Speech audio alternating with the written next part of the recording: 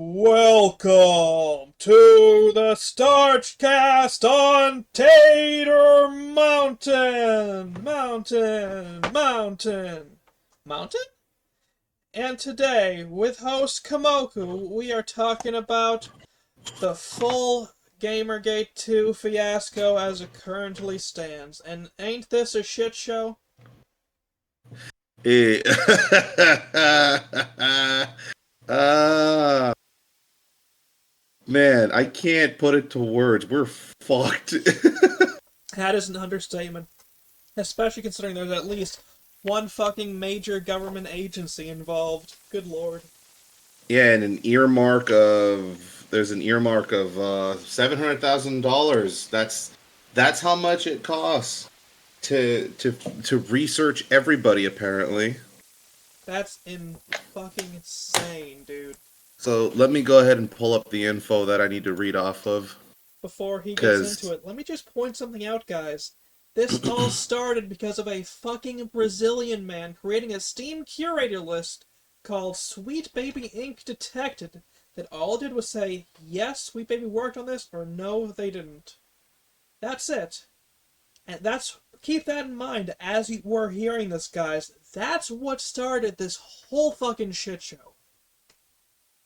yep. Let me see. Let me roll up through the timeline real quick because this goes hard. And so this all starts. Well, let me actually find the exact. Where the hell is it? Just gonna crack Yeah, here open we an go. energy drink real quick. Yep. Okay, so. Oh man, he didn't post it either. Where the hell is it? I could have sworn I saw the. Let's see. Because here we go. Oh, Uh, good fuck, that's terrible. Here we go. Yeah, here it is. Okay, so this is from September 18, 2022. This is how fucking far back it goes. Sorry, how far did you say again? September 18, 2022 is the date. Holy shit. 10:17 a.m. Brad Glasgow on X ended up covering this and says, "Yeah, this is money well spent. $700,000 to study, quote unquote, the little understood phenomenon for which there is no actual fucking evidence." And this is a Vice article, which Vice doesn't exist anymore. They went bankrupt like 1 or 2 months ago, I want to say. It's been a bit, but yeah, they are defunct. They're no longer around. Um and this is a article from 2 days before that, September 16, 2022. Motherboard Tech by Vice. DHS to spend almost $700,000 investigating radicalization in gaming. Several groups are coming together to study the little understood phenomenon. And the article was written by Matthew Galt, which I'm sure he spent his time well, considering that they're no longer in business. Speaking of names, by the way, guys, keep some of these names in mind because some names that pop up are going to be recurring names. Yeah, it's not good.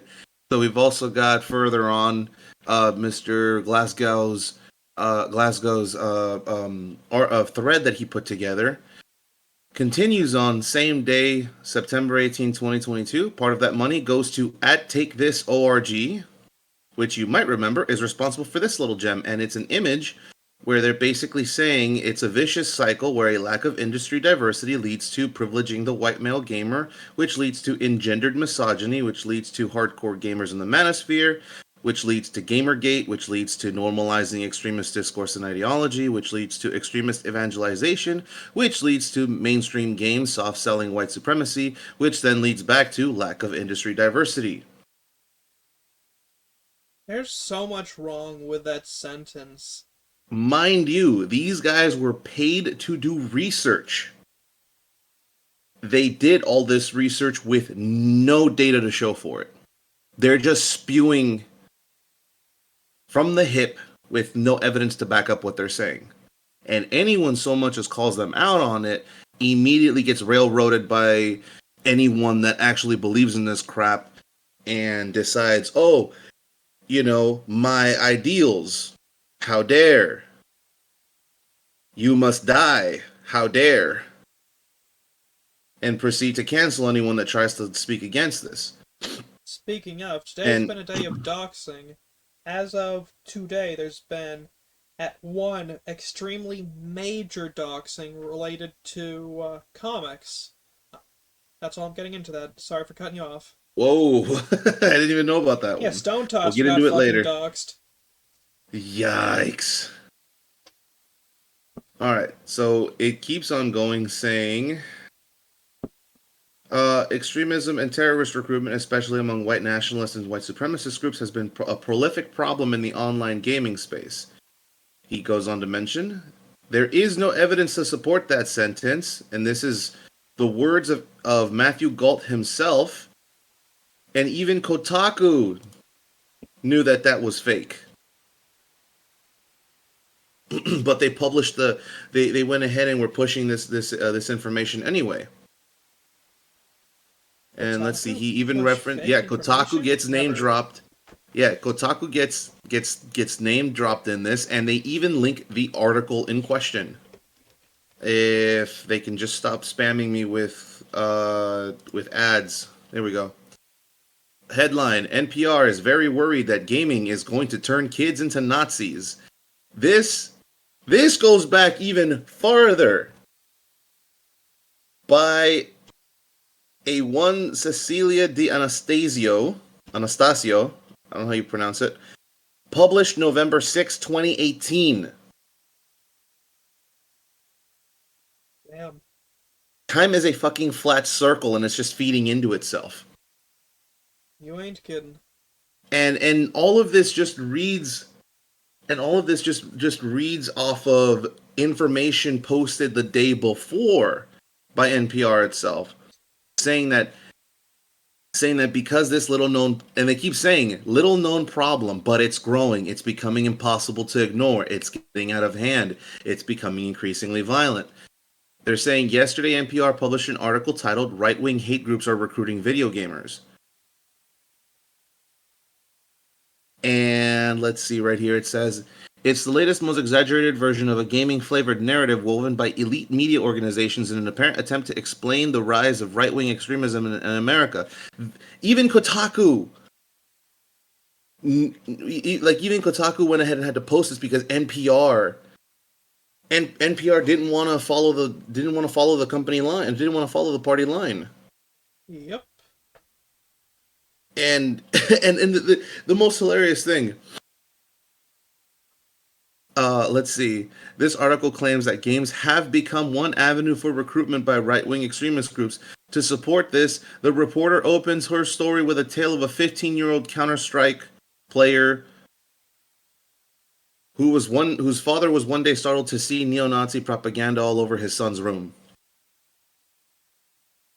Oh, was Which this is like, actual neo-Nazi propaganda, or was it what they call neo-Nazi propaganda? or better yet, was this just a case of, hey, this dude doesn't know how to be a freaking parent? That one would not surprise me. That one would not surprise me either. If I spent as much time as I wanted to on video games, I would not get away with that crap because my parents actually did their jobs. But so many people just put their kids in front of a TV screen. Here, watch that. It's like, hey, fucko, Food Network or anime? uh, It's depressing, man. I just like how the father is also quoted as saying there wasn't anything obvious to me at first because it's common. I'm sorry, on what fucking planet? I don't know, maybe Deep South and what everyone claims is fucking Confederate Yeah, country. yeah, but here's the funny thing. This is how dated the speech is in the or the this is how dated the author's writing style is. Instead of hanging out at the drive-in, a drive-in theater. You cut out My brother in majorly there. Christ, Can you? those dude. Sorry, they're saying they were hanging out at instead of driving hanging out at a drive-in theater, they're all online. And my response to that is, my brother in Christ, those still exist? Yeah, dude, there's at least one still active in Bangor, last I knew. I, And that's only like an hour 45, dude. I know of one all the way in the Midwest. And, like, okay, maybe it's still operating if somehow it managed to survive after all this time. But it's like you're you're you're using it's just like just come on. And then of course they're going ahead and saying, video games are $100 billion industry. So of course this is something that's going to happen. Yeah. It's like no. Fucking You're Jack going to Thompson have is a laughing in hell. you're gonna have one person out of a whole bunch, and you're gonna say, "Oh, this is evidence." That's the game that they've been playing this whole time. Is because one person did it, suddenly everyone's guilty of it. It's disgusting, but that this narrative's been going on even since I was a kid. And if they weren't Yep, labeling it as right wing fucking that shit, it was they were calling this. you a saint worshiper. And if they weren't doing that, they were calling you a murdering white. Like I said, fucking Jack Thompson is laughing in hell. Oh man. Keeps going. Also part of this is Alex Newhouse from the Center on Terrorism, Extremism, and Counterterrorism. Alex is one of those, but the shooter was a gamer type of dudes. So they're just, it just, look, I'm going to say it again. Or, well, this is the first time I'm going to say it on the show, but I've said it time and time and again in my personal life. If watching football doesn't make you a professional footballer, if playing ace right attorney at law doesn't make you a professional lawyer, how the fuck is playing Grand Theft Auto turn you into a mass murderer? Don't you know? Some asshole on the news said it, and everyone's favorite creator said it, so it's gotta be true. Just like spoons will make Yeah, you fat. exactly. Let's see. From the preliminary work Alex and I have done, it is likely that it will lean towards white nationalism, white supremacy, according to Rachel Cowart. It's wild that a social. Brad goes on to comment that it's wild that that a social justice group that believes in white supremacy is intrinsic in every aspect of society will find white supremacy. Okay, hold on. I think he had a typo there. It's wild that a social justice group that believes white supremacy is intrinsic in every aspect of society will find white supremacy. Oh, so basically they're finding the enemies they're looking for just because it's all they see. Yep, that's extremely common even online. That just feels like you're having a psychotic breakdown from the way it's described. Like that's just the DSM-4 in a nutshell. I'm gonna pretend I know what you're saying and give you a thumbs up. I have no idea what it, the hell a DSM-4 is. it's the well, it's been updated since the DSM-5 now, but it's basically the diagnostic. I remember the D stands for diagnostic. It's the book that any psychoanalyst or psychiatric professional refers to when diagnosing what mental illness or possible psychoses um, or neurodivergence a patient has, and Okay, the necessary treatment or possible necessary treatments. Because the thing is basically this is all the symptoms we know. These are all the disorders, etc., and ad nauseum that we know of that can happen in the human brain. And here's the list of possible treatments that'll work on the patient. But that's just the standard play-by-play. There's always a possibility that the doctor in charge of the patient will have to actually create a custom treatment method because it's not a one size fits all. I see. Yeah, so it's a very in-depth book. Um and I don't remember most of what I read out of it because it was such a long time ago. Fair Let's enough. see. Oh, here he goes. Their research is fraudulent. Their claims are baseless, but you get morons like those that work at Vice and Vox giving them constant uncritical coverage and this is what happens. The government drops $700,000 on them to conduct more hopelessly flawed research. How is there not a vetting process for this? How do you just drop 700K like it's nothing? That's taxpayer money on nothing. You're dropping it on stuff that It's not backed up. It hasn't been vetted. It hasn't. There's no track record of evidence being shown. It's just, oh, this is happening because we say it's happening.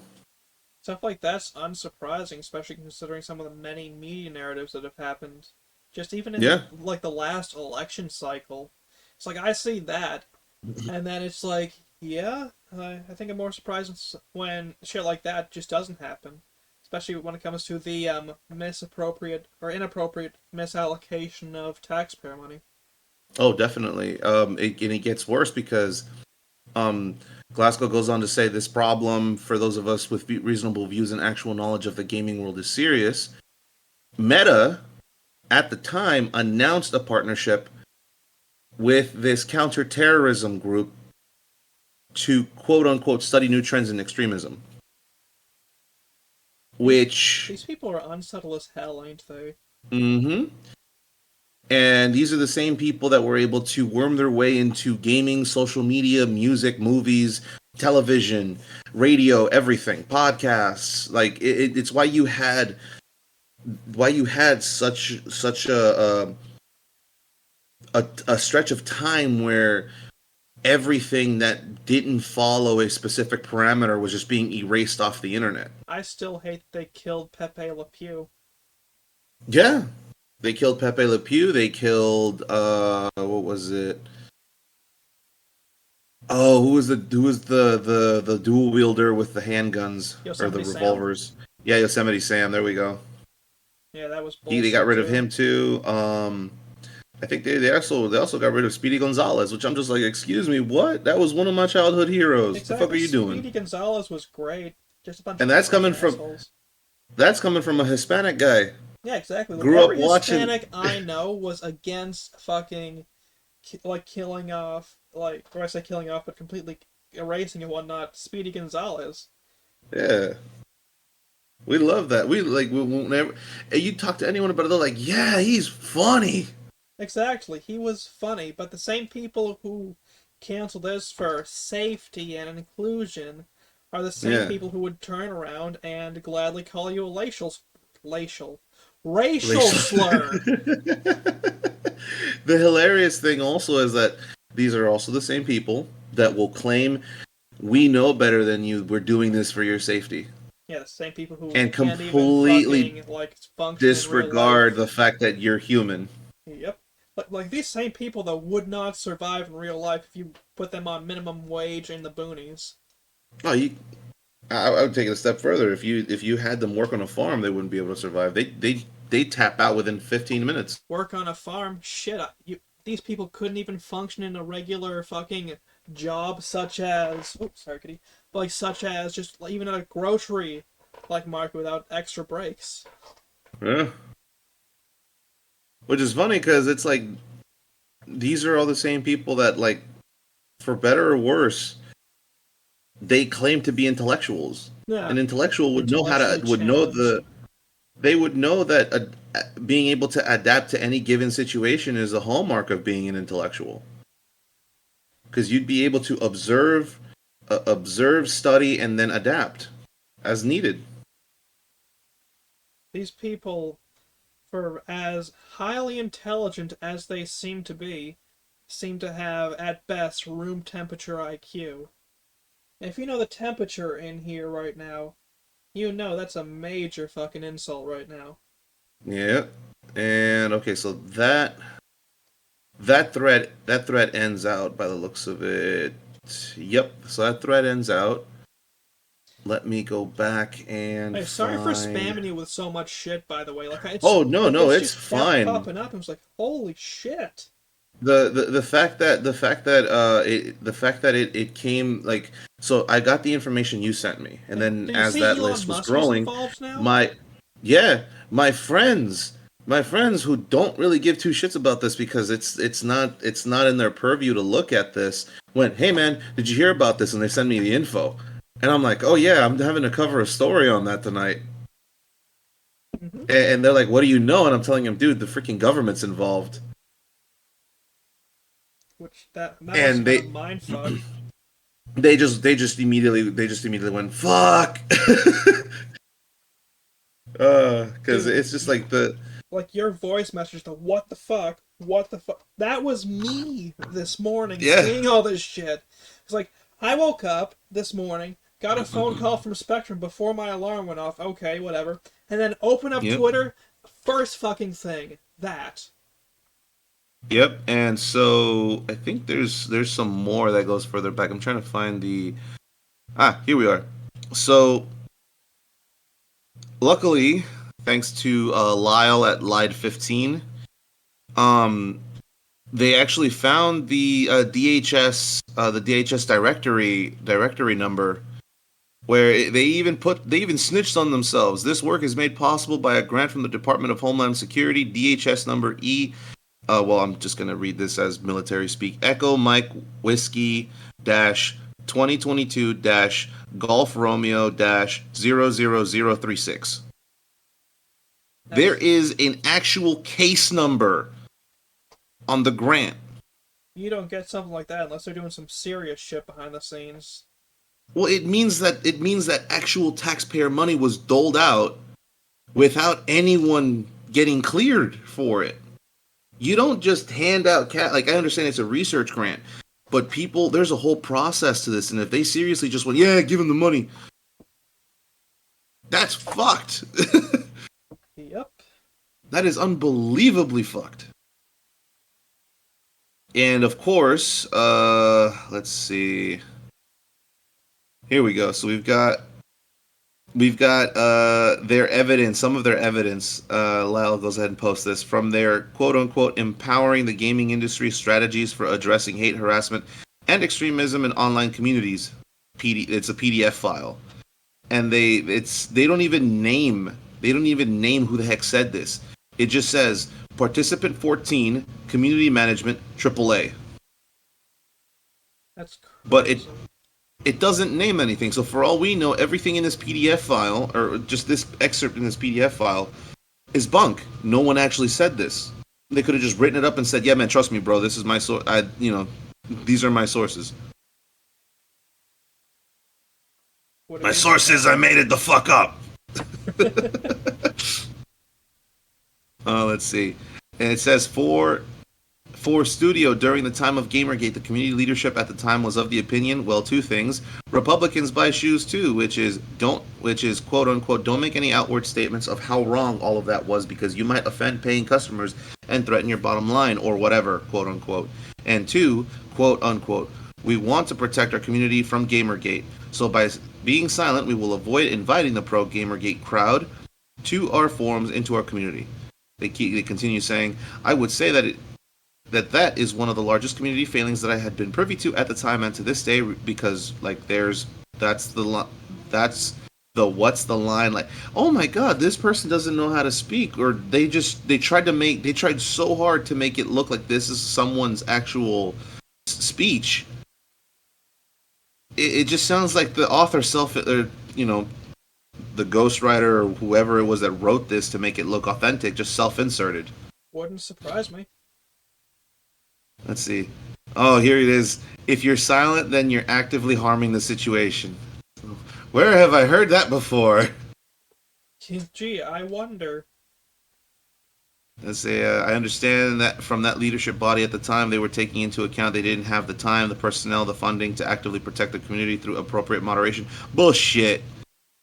The fact that Activision at any time could have dropped the hammer on someone just for hacking, and they just don't. I have Like, what opinions was on it? that shit. Well, it's like all the anti-cheat that they have now, like the de novo anti-cheat, for example. That stuff is damn near root level access to your computer. It's the That means they same could just reason remotely. I don't have Helldivers anymore. Other than that, I just found it boring. The anti-cheat wasn't it kernel level? I think it was kernel level. I'll have to look into it. I'm still gonna freaking play it just because I need something different for once. Hitman 3 is pretty good. Yeah, that too. Granted, I wait till it was on Um, sale, but still. yeah. Sorry, didn't mean to go off on a tangent. Oh, no, it's fine because it just goes to show, like they're saying they don't have people, cash, or the necessary resources to moderate correctly. That is bull. They've always had it. They just don't want to do it. That is one of the reasons because why I don't play Call of Duty anymore. Other than yeah, that, it's a new game it's every year that's the same game. It's just they yeah, do fuck it's the all. same rhythm. Yeah, it's just okay, churn out a new one. Okay, churn out a new one. Okay, churn out a new one, and it's because they're not making money off the video game. They're making money off all the cosmetics. Which, I mean, whatever on the fucking cosmetics, but there's so much cheating going on, and they'd rather go after the people who might say a mean thing. Yeah, because it's easier for them to do that than to go after someone who was and then have to actually do their job and figure out how they did it, how they're doing it, because it's already been proven that every single time they figure out how it's being done, as soon as they patch that out, the hackers already figure out other exploits Yep. because they themselves don't know what the hell their own engine is doing. I don't even think they've overhauled their engine since the longest time. I think they've just been using the same engine every single time. So they're doing the Bethesda route then? Pretty much. It explains why I think was it Modern Warfare 3 day of launch had to have like an insanely large update because the game practically crashed itself. It wasn't playable from launch. Shit like that is why a yearly release cycle is fucking stupid, in my opinion. There's no quality assurance or there's no quality testing even. Yep. Um, so continuing on, and they didn't have insert moderation company. They didn't have the tools to handle what could be an influx of people coming in to attack. Attack what? Attack what? Like you can't just say they're trying to attack and not specify what it is that's being attacked, what's being targeted. Nowadays they'd probably use J6 as a thing, like, oh, they're gonna target the White House or some shit again. Yeah. Let's see. So instead of challenging it head on, they avoided it, and by doing that, though, they created this kind of safe space for pro Gamergate folks to go and talk in private groups. That you can throw Discord into that. You could lump Discord into that. What a shit show Discord is, Jeez, dude. fucking. This is. I'm just reading this. This is just a whole hawk of shit because you don't even need games to do this. You could just do this through Discord. You can do this through Facebook Messenger. You can do this through Meta Messenger. Same shit. You can do this through anything that has a message system. And people do, and there's been, like, tragedies where it came out that's exactly what happened. Yeah, it's like what is it? The thing off the top of my head that I think about is the 8chan controversy where they were trying to have Cloudflare shut it down because that's where all the what was it this one shooter from like I want to say it was like 7 years ago, 8 years ago. This one shooter goes on a rampage, and the only reason he was even able to figure out what his target was, how to get everything done, and then where his plan failed was when he had to do his getaway, he fucked up. It was all done on an 8chan message board. And no one bothered to look, or if anyone did look, they didn't take it seriously. I'm not Insert surprised. insert the tagline of any agency saying, "Yeah, we knew about it. We just didn't think it was serious enough." Ugh. Excuse You alright, man? me. Oh yeah, it's just I've been fighting this cough all day. Sorry, man. It is what it is. Let's see. Going back in, and they were never really dealt with because there was never anything to deal with. They were never given consequences. What the hell were they gonna do? IP ban them? Yeah, exactly. Only for them to what? Throw on a VPN and just come Here back? it goes. They were never banned because you. Why? Just why? You wouldn't be able to.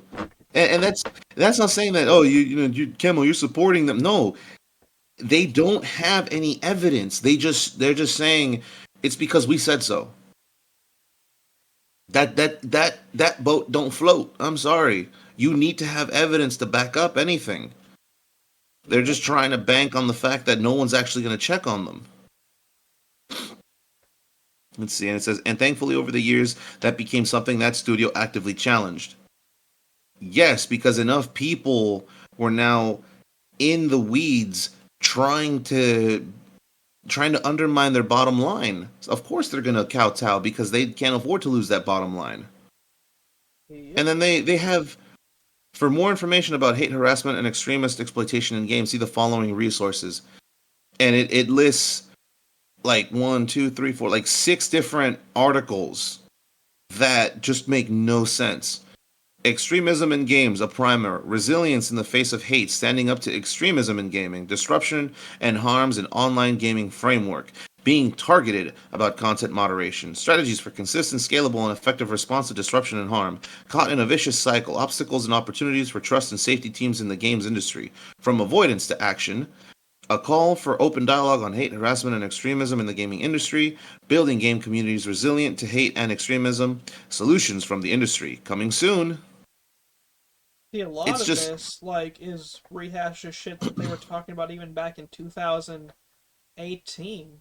yeah, it's, and they even, like, here it is, like, they actually snitched on themselves saying that the grant was made possible because of the DHS. And then they go to say companies with employees that participated in the focus groups had the option to make the studio participation publicly available. Studios who chose to publicly share their participation are listed below. So people that didn't mind snitching on themselves. Keyword Studios Trust and Safety Department, Modulate, Andromeda Entertainment, Lumi, Inner Sloth, Strange Scaffold, Outer Loop Games, The Game Band, New World Interactive, Bungie. Why the fuck am I not surprised? These dudes have been acting shady for the longest time, and I got a bone to pick with them every day. Yep. Shell Games, Intorka. Oh, look at that! Silver String Media. That company's pretty familiar. Hi, guys! What the fuck y'all doing in here? And Spectrum. As Ain't that the in internet the company? internet company? That's what I'm thinking too. Could be the cable company, but either way, shit. Yeah. And then of course, Lyle goes on to post another article, not as a direct result from the current Sweet Baby controversy, but very complicated. And it's a link to an article that's headlined from The Intercept. The feds are coming for extremist gamers. It says that the Department of Homeland Security and FBI are in dialogue with Roblox, Discord, and Reddit, along with other platforms. I have opinions on So Roblox, yeah, and considering I'm just like, I'm like, man, just what are you gonna find? with Roblox probably an active den of groomers. Oh yeah, no, but they're not gonna pay attention to that. They're gonna let that go by the wayside Yeah, because they're because not there for that. even if not that, I still remember what happened with that one guy who filed a pretty major suit against Roblox that just faded into obscurity. I'm not sure if he ran out of money or what, but I remember that shit. I think it's still being fought in the courts. But Roblox probably pulled the trick of, okay, we're gonna give ourselves an extension, then we're gonna give ourselves another extension, then we're gonna give ourselves an appeal, then we're gonna give ourselves another appeal. And basically, they're playing all the timeout cards until the other person folds. Yep. Um. So yeah, in this article, it's basically listing coordination from gaming companies with the FBI, Department of Homeland Security, and it's all in efforts to police extremism. It's just, what would you do? Because Uh, I mean, realistically, to do the based answer, it would be take all the federal agencies out of gaming and leave yeah, that shit to the professionals. But the actual answer, who fucking knows? yeah, and then of course it's saying here that they have them. What was it? That the FBI and the DHS have mechanisms to share information on the extremism. Extremist threat related info between social media and gaming companies. They've had that access for the longest time. They're only now being public about it because who's going to stop them? Yeah, exactly. It's one big old juggernaut. Because at the end of the day, these guys can just walk into any office for any company and be like, "Hey, here's a government signed letter by the big man himself that says you are now on a gag order. You cannot talk about what we're going to do next. It's some shit. That's what happened. I think was it with I think it was Jack Dorsey. He actually admitted to the fact that he ended up receiving a government gag order, meaning he couldn't talk about what the heck the agencies were doing within the infrastructure of Twitter. Yep. The only reason he started talking about it when he lost ownership of Twitter was because he was no longer affiliated with the company. So he went ahead and started snitching his ass off. Understandable. But then, of course, like I like how they say, yeah, they have the ability to do it. But then in the bottom of the article that apparently the what was it, the government? Jeez, what was the name of this thing again? Because it's such a mouthful for every single one of these three-letter agencies. The Government Accountability Office warns that the FBI and DHS lack the strategy to do this. But they Agencies? have the. They're saying they can do this, but at the same time they can't do this, or they don't know how to do this. Pick one. You don't get to say one or the other. One or the other is happening. And then of course they drop in Hassan Piker. Why am I not surprised? Of course that slime bag's involved. Well, he's not involved. He just someone the author pulled a quote from him. But at the same time, I'm like, okay, I will give him a point on this one because he goes ahead and says, all I can think of is the awful track record of the FBI when it comes to identifying extremism. They're much better at finding vulnerable teenagers with mental disability to take advantage of. Yeah, where's the line? And for those of you guys who didn't hear, because it cut out again, you're just looking for vulnerable teenagers to take advantage of. Yeah, give me 1 second. Let me take a quick look at why it's doing that. Might be something. There we go. Yeah, And that should fix it. Okay. no problem. But for those of you guys who Yeah. think we're joking, chat, but like that shit happens even if people would rather admit it doesn't.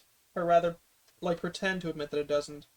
Like it's like that is a can of worms for another day that's been rehashed a lot of times. Yeah. But anyways, in The rest Minecraft, fucking Tickle Me Elmo or some shit.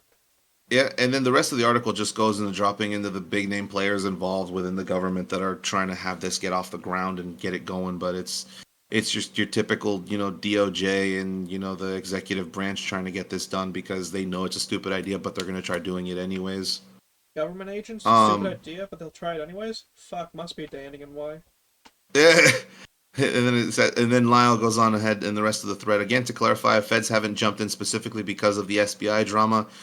This stuff has been happening since at least 2022. Anybody with ear to the ground knows that it's been happening since 2018, honestly, Yeah, or even by 2018.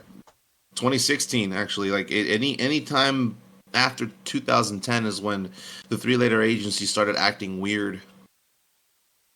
But it's like between 2016 and 2018 is when things start to get a more noticeable, and then going into the 2020s is when things get out of hand. Yep. Let's see. And then, yep, here we go. Elon Musk is aware of this now via IMC's thread from 17 hours ago. DHS should not be funding anything that is Homeland Security. Yep. Oh, man. um, and then the creator of Call of Duty and a senior fellow at Atlantic Council gave remarks on their September 2020 plan to shift DHS from terrorism to censoring misinformation and disinformation online. Suggests that the 2016 election was a Pearl Harbor event DHS should be redesigned to stop. Bruh. Dude, you are neither a authority figure, you are neither a political, not no, let me restart that. You're not anyone with some sort of intelligence background or special operations background or threat assessment background. Shut the fuck up. You Yep. made a video game and you made money off of it. Just because it's a military simulator does not mean you know what the hell's going on. Come on, clearly they do. Just like with my track record in survival games, I'm just a master survivalist. Fucking step aside, Les Stroud. Time for the big boys to step in. Oh man. It, I'm with Lyle. Seriously, what the shit is going on? Mm-hmm. Oh man. See, can I see what the names on these are? Actually, wait, shit. No. I just realized some people listening to this will not know who Les Stroud is. Think Bear Grylls, but actually knows what the hell he's doing. Doesn't have a Yeah. huge crowd. So you got in this interview, you've got three people talking: Clementine Starling, Dave Anthony, and Max Brooks. I don't know who any of these people are, to be honest. Some I of know. those Oh, sound pretty familiar. I know Dave Anthony's the Call of Duty creator, but like I couldn't be bothered to know who the guy is. Like up until his name got dropped as the creator for Call of Duty. But it's like, okay, cool. Why is he? Why is he? Why is he a part of this conversation? Who knows? Atlantic Council DHS censorship blueprint plan was called Forward Defense, attacking forward defending democracy by censoring misinformation, disinformation online. There's a strike through on the word attacking. That This is was the task. interesting. This was the task that CISA was ultimately slaughtered into fulfilling. This is all CISA. Mike. This is all Mike Benz covering this. Let's see. He goes on to say, and he actually cites the link Future of DHS report from 2020 where CISA was put into the charge of doing the whole censoring misinformation, disinformation online. September 9, 2020, the same week, Atlantic Council became DHS's private censorship czar via EIP. What is that? EIP. That sounds familiar.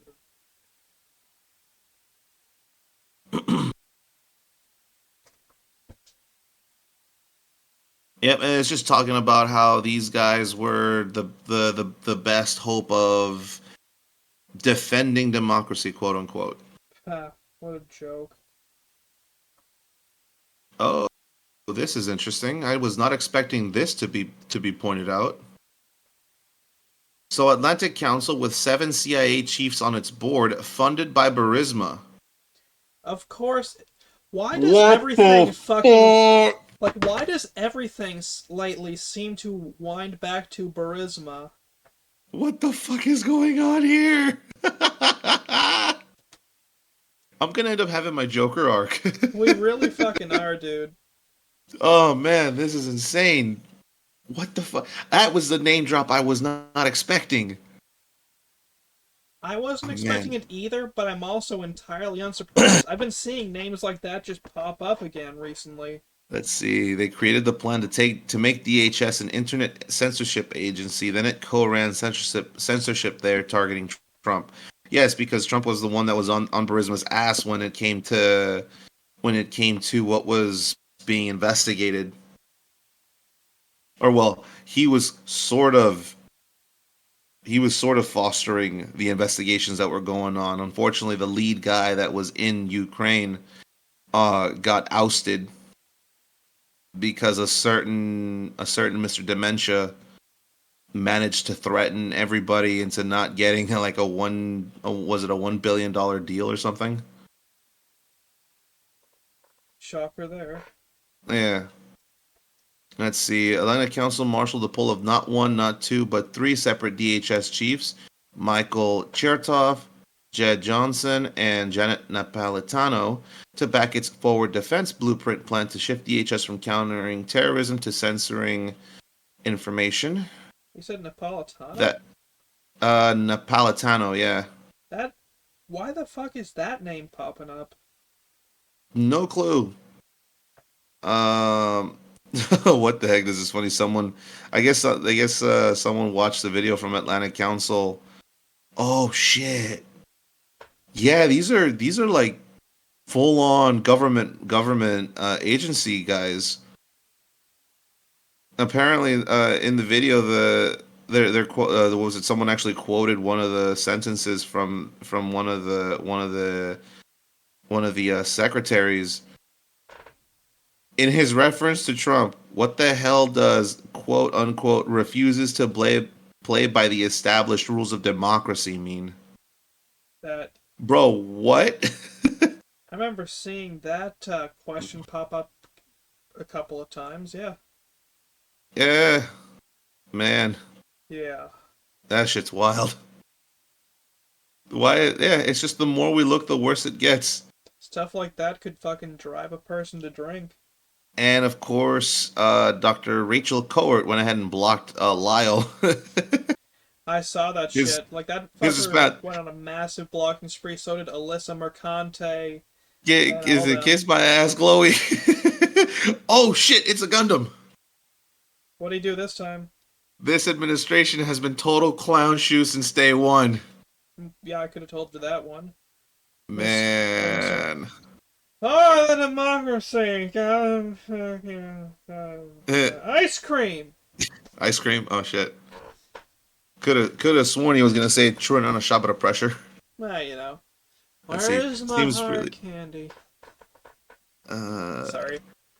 Oh no. So I'm just reading through this. Someone actually tagged Hiro Hey and Rev says Desu, Damn. and then Lyle's like, seems really difficult to get the attention of YouTubers sometimes. You ain't kidding. And then uh, someone went ahead and replied to the entire thread going, so basically it's going to be gamers are terrorists now. Wait, isn't there an old document of theirs with the sentiment already? I think there's been a couple Yeah, old there's spy been a movies with nods couple. to it as well. But this is, like, not very, like, old rhetoric.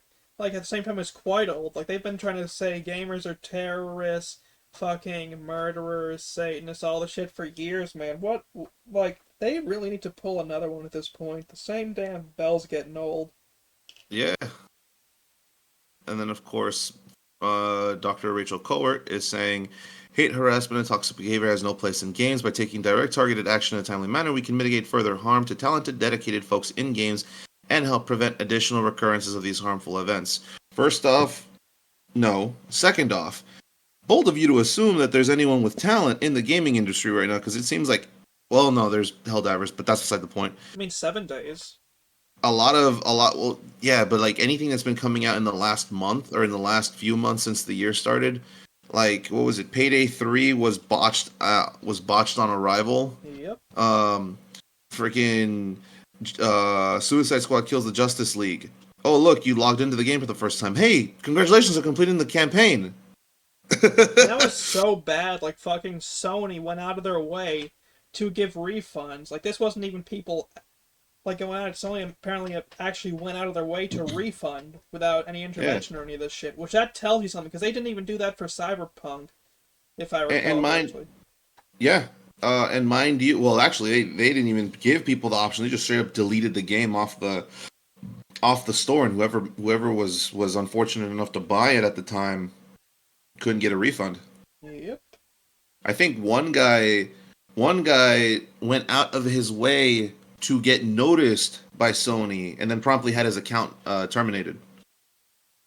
Shocker there. Yep. Let's see here. Oh, this is I guess Dr. Cohort responding to Gamergate 2. Um. Let's see, and oh, this is an archive. I think I sent you a couple of archive links as well, just in case. Yeah, I'm trying to. It's loading. But yeah, this is the archive link that has proof at the bottom.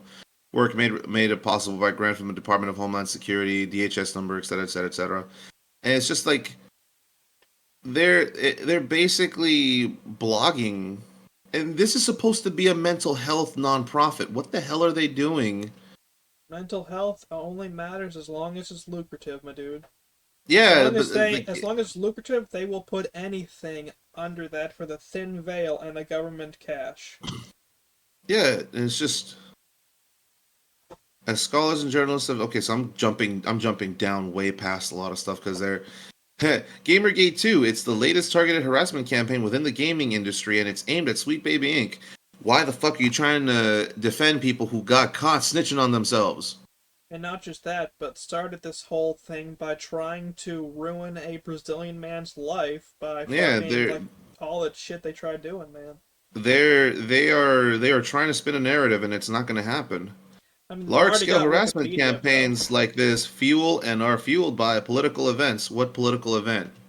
Oh, Name don't the you know? political event, please. Joe Biden stubbed his toe. There we go. Yeah. As political rhetoric heats up ahead of the U.S. presidential election later this year. I'm sorry. I know a few gamers that would look at you and be like, "The fuck are you talking about?" Every gamer I know would be like that. And that's on both sides of the political aisle. Yeah, they're like, "We don't give a fuck about that right now. We're trying to play video games." Exactly. Let us kill bugs and fucking. Yeah.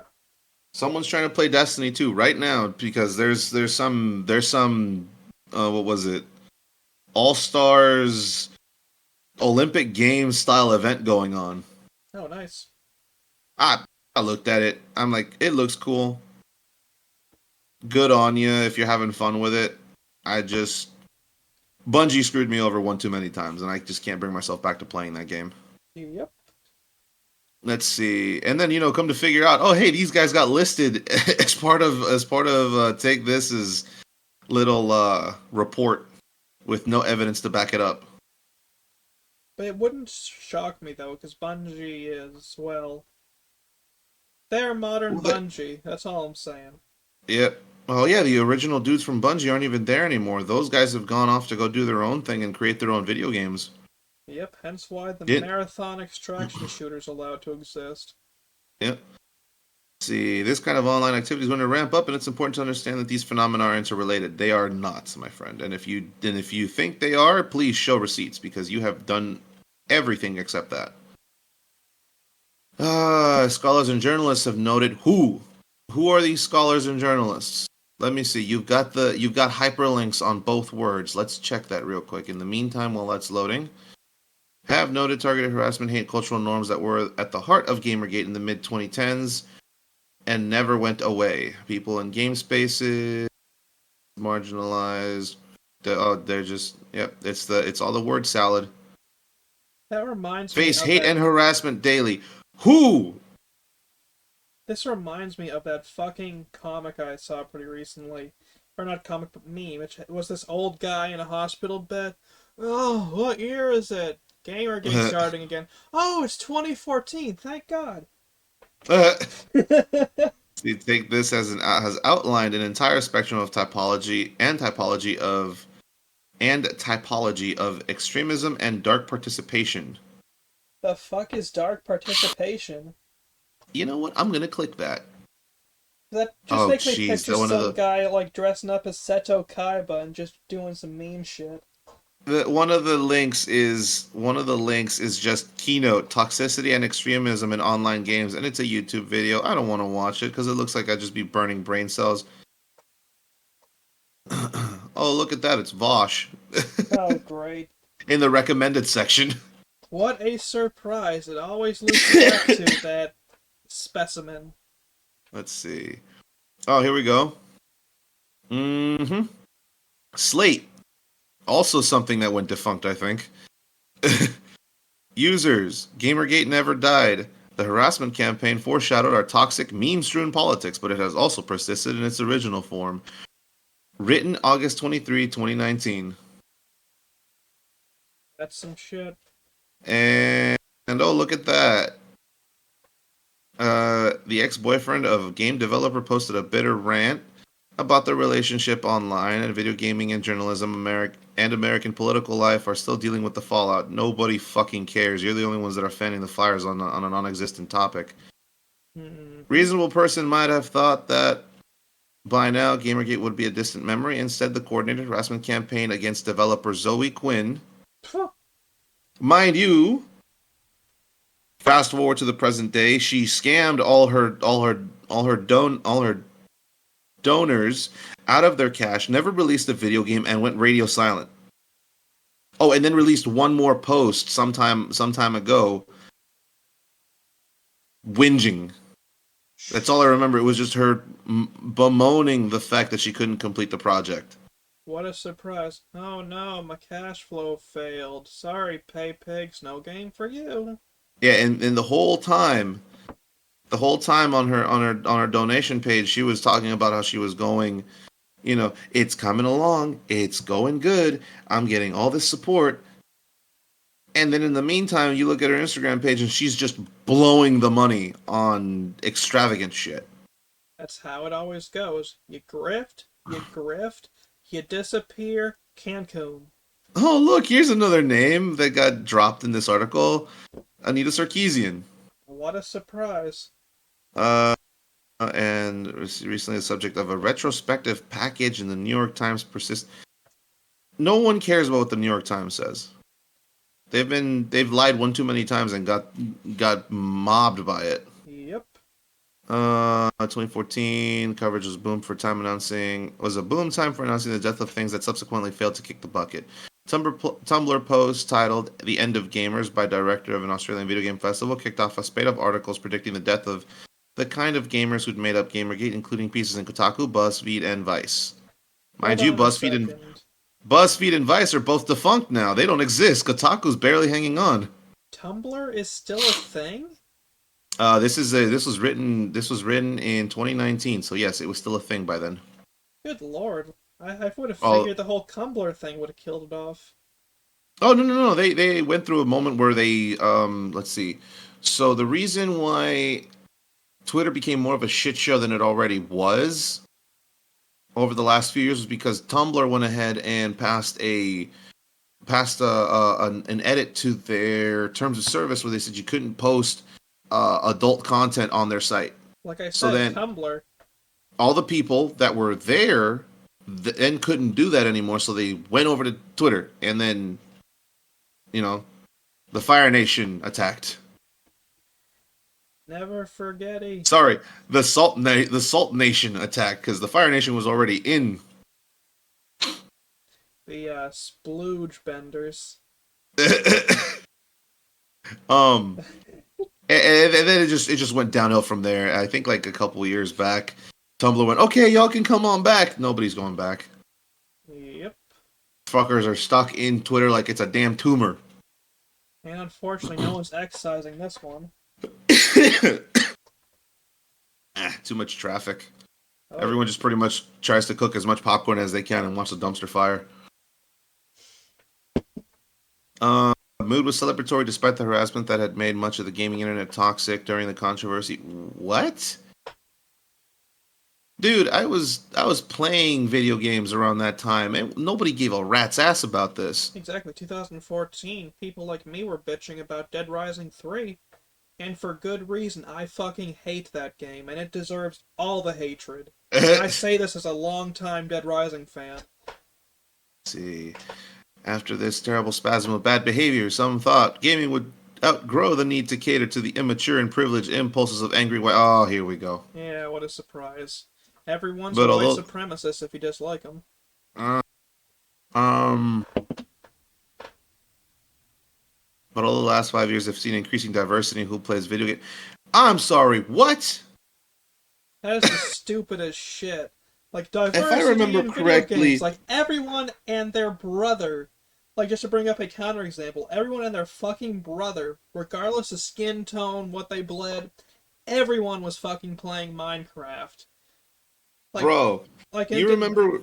Sorry. Oh yeah, I was gonna say, you remember those Halo commercials where they were always what was it? It was the Halo commercials, and they were doing a cross brand commercial with Mountain Dew and the new Xbox 360. They put the Master Chief in the soul. I'm just sure to, dude. There was one commercial that I absolutely loved because it was a dude in Spain, a dude in Brazil, a dude in Italy, a dude in London, and a dude in the US, all playing Halo, and the only one that was actually having a fun time kicking everybody's ass was the dude that was drinking the Mountain Dew.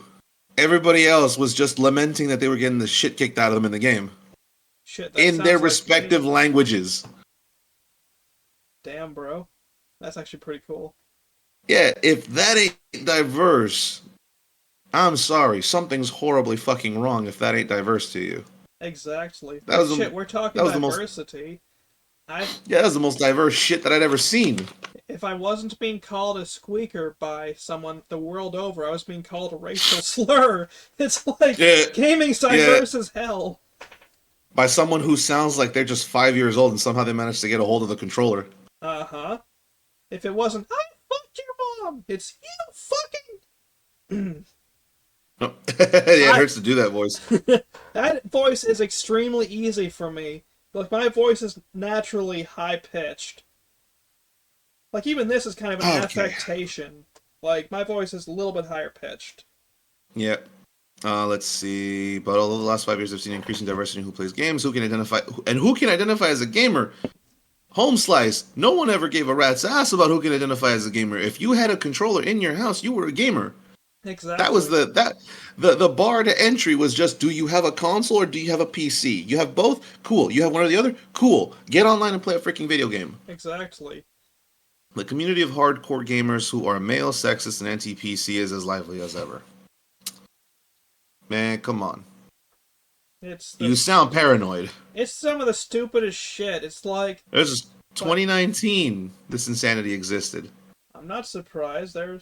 It's one of the reasons I stopped using Facebook when I was younger. Like well before I interacted with you, and like all the crowds I'm in now. Like I left Facebook because there was such a rising sentiment of shit like that it was like, yep, fuck this, I'm going to Twitter. Yeah. Yeah, that was Let's like 2, 3 see. accounts ago.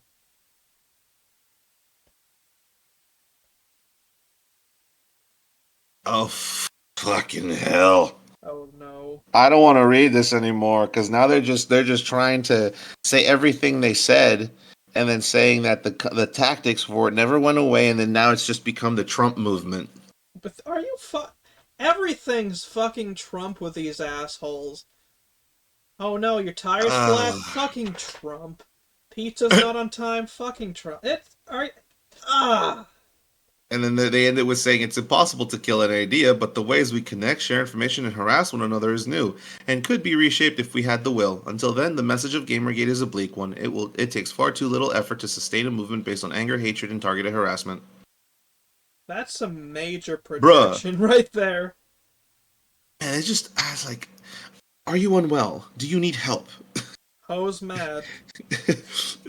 Oh shit! That just reminds me of this one video that I saw from it's a skit that Count Dankula did. Count Dankula And is great. My cats he's fucking like love his voice. he's like, "Sorry lads, duty calls," and he puts on a headset and goes, "All units on high alert. We have a level. Was it? We have a level 6 hose mat alert." High levels of sodium have been detected in the area of sodium chloride. And he just goes into it and he's like, some of you may die, but that is a sacrifice I'm willing to make. Hearts and minds? Fuck hearts and minds. We're not here to help. We're here to laugh. Yep. Oh man. Oh, I needed that laugh because this is just getting darker and darker and darker still. Here's the article on dark participation by Rachel Coward herself. This is Front Psychology, 10th of November 2020, section Human Media Interaction. Human media interactions, considering the amount of parasocial relationships and whatnot that happened around then. Mm-hmm. Like shit, I'd have been This, playing the Division 2 around then. Crazy how times yeah. change. Let's see. Independent researcher, take this. Seattle, Washington. Oh, there you go, right there. Seattle, Washington, United States. Let's see. With the advent of digital games came the advent of gamer cultures and identities. This already sounds like a word salad. It is. I don't have coffee. Well, I do have coffee, but I'm not gonna go brew any because I'd like to go to bed within an hour. Holy smokes. A gamer, quote unquote, became a new social first for the group. Home slice, people have been playing video games since the fucking 80s. Yeah, man. If it wasn't an arcade, if it wasn't a Pong machine, it was an arcade cabinet. And if it wasn't an arcade cabinet, it was a fucking Amiga. And if it wasn't an Amiga, it was what, a fucking Vectrex or a Commodore 64? Exactly. People are gonna be like, "Damn, he's old." No shit. Not as old as you think. I just know about this stuff because I read about it. You would Then not I that, think like I all the actually, tech tubers, man. I think me and my dad actually tinkered on a Commodore 64 once. We actually managed to bring that thing back online. That's awesome. Yeah, as I just tinkering And then also because those things use vacuum tubes instead of circuit boards, it's a lot easier to figure out what the hell was wrong with it. You just found the vacuum tube that was burnt down. We managed to find a makeshift that could replace that. So it worked until, the makeshift exploded, and then we decided, yeah, we're not doing that again. I mean, you don't want to have more explosions? Damn. We didn't want to set the rest of the Commodore on fire. Damn, bro. No crispy critters for you, eh? Nah. I mean, it worked. It gave us a good week's worth of use out of it before I decided, okay, I'm tapping out. Let's see. Oh, hey, look at that. They actually, primarily in arcades in the late 1970s. Okay. Over time, however, gamer cultures have grown into what is largely discussed as toxic cultures. Look, you could slap that on literally anything. Toxic car culture, toxic fashion culture. Oh wait, you will never say that because you're not about to put yourself on a freaking bullseye for that one. Yeah, 'cause that is a major shit show.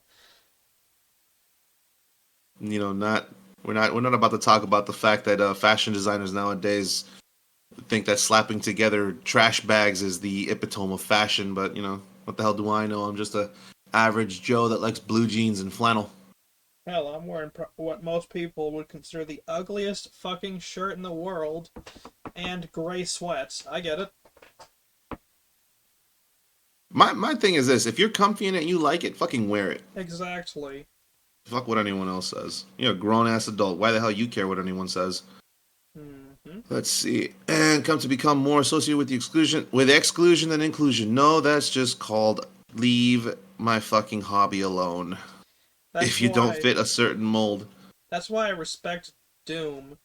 Like, even though like they were probably taking the piss out of us at the same time, they were also taking the piss out of those specific types with fucking mortally challenged, among other things. That was funny. That was It funny as fuck when they dropped that. it really was like I saw that shit and it was like, wait a minute, these are demons, not neurodivergence.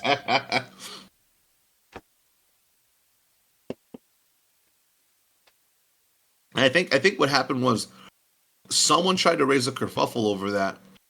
So the developers for Doom went ahead. Okay, cool. We're gonna drop this trailer right here. This tiny little edit we did to the voice comms, and the game wasn't even out yet. That's the funnier thing. Yeah, that shit was It's like, hilarious. congratulations, dumbass! You played yourself, and you contributed to probably one of the iconic moments in a video game. Like, I hate the video game, but I respect the fuck out of that. I still gotta play it, man. Like, I am of the opinion, and I know this is extremely controversial, but that What's the up? last good Doom game was Doom 3. Yeah. Like, I think Doom 2016, great soundtrack, same with Eternal, but terrible fucking games. And I have Um. caught shit for that. See, I don't think I actually played Doom 3. I played Doom 2. That's where it pretty much ends for me because I played Doom 64, played the OG Doom, played Doom 2, and then a buddy of mine got me back into Doom 2 recently because there was a GZ Doom mod where you could play a mod called Brutal Doom, which made Doom 2 look even way better than it already did. Might I recommend the Ashes 2063 Total Conversion? It's really good. Nice, I'll have to try it. It's made by the same people who made, or at least I'm fairly certain it is because advertised in this VR game, but seems to be made by the same people who made the VR game Compound. Oh, nice. Yeah, and the reason I say it's the same people is because like there is an advertisement you can actually come across in one of the pretty early levels of Ashes 2063. Word. Yeah, sorry about that. Okay, I'm just looking down through this. Okay, they quote a New York Times op-ed, which that's just an opinion piece. Doesn't. Oh no! Oh lordy, what'd you find? Name drop. Brianna Wu. What a fucking shocker! What? Who would have guessed Brianna fucking Wu was on something? Ah. Fuck. Mr. Wizard, get me out of the Matrix. I don't want to be here anymore. Where's my blackjack and hookers, assholes? Oh man, underpinnings of toxic gamer cultures. Let's read this real quick. Environmental and community factors. Uh, uh, oh my god, this is just. I don't want to read any of this because it's just theory, planned behavior, disinhibition, theory, toxic culture, theory, planned behavior. What the fuck? Where's your evidence? They're just pointing to, oh, one person had this idea, this other person had that idea, this person had this idea that also feeds into this other idea that feeds into this idea that I'm talking about. The last time I heard Theory dropped that much, I was talking about how Theory of a Deadman was such a terrible band. An additional factor to consider is the social identity model of de-individuation effects model, SIDE, made in 1998, which suggests that de-individuation or depersonalization of group members can emphasize the presumed similarities of members within a group and encourage behavior consistent with the group norms. So, in other words, shunning someone for being fucking stupid is just gonna make them adhere to the group they're a part of. That just sounds like any clique in a school setting. It really does. And it says that is the more anonymous a person is, the more de-individuated they are. An example, the online disinhibition effect. The more likely they are to adhere to group. No, the fuck they're not. Look at any troll on the fucking internet. They're not adhering to shit. Exactly. Like even at my worst, I wasn't adhering to shit. I was trying to piss off everyone. See. Oh man, let's see. And I like how they're saying, yeah, look, this correlates with being online. No, because cool, the new kid on the block, the first day, yeah, everyone's gonna not trust them and not want to interact with them. But eventually, as they get to know the new kid more and more, they realize, oh yeah, that's a jock. He goes over there. Yep. But all this is telling me is that these people never grew out of that high school mindset. No, Or that's all they realistically, the see. grade school mindset, because these motherfuckers. Ah! But it's all that's the thing. It's all they see. This reads like a entry level psychology paper that was written for a final. It's a shame we can't put these people in the lockers they belong in. And they would just say, "See, this is evidence." Yeah, but I say this as a dude who was lucky to not be shoved into a fucking locker. I was too big to get shoved into one. They couldn't do it even if they fucking wanted to. That's fair. It's funny. Like, was it the one time someone took like notice just how large I was in high school? They went, "You play football?" I'm like, "Why?" They just like, "Yeah, you look like you could be a linebacker." I was just like, "I've never played football. It sounds like fun. Unfortunately, nobody in this damn town seems to have the equipment, nor do they think it's okay for me to be playing this because they're afraid I'm going to catapult someone 150 miles away." Because if I get up to speed, I suddenly become the juggernaut. There's no stopping me until I actually choose to stop. That reminds me of hockey and well, it's just been during phys ed. Like I was fucking dangerous. That shit was great. And like I wasn't even a jock, dude. Like I was a lot. Like I didn't take too good care of myself in high school. And like I was rotund. Like you put Yeah. me like with a hockey stick playing defender or even offense, and someone was losing a fucking ankle. I had to That's stop playing. I had to stop playing soccer because I kept accidentally kicking people in the shin. I was always terrible at soccer. Fun game though. I just had the worst luck when it came to it. I just always happened to be lined up right for a kick in the shin. Ooh.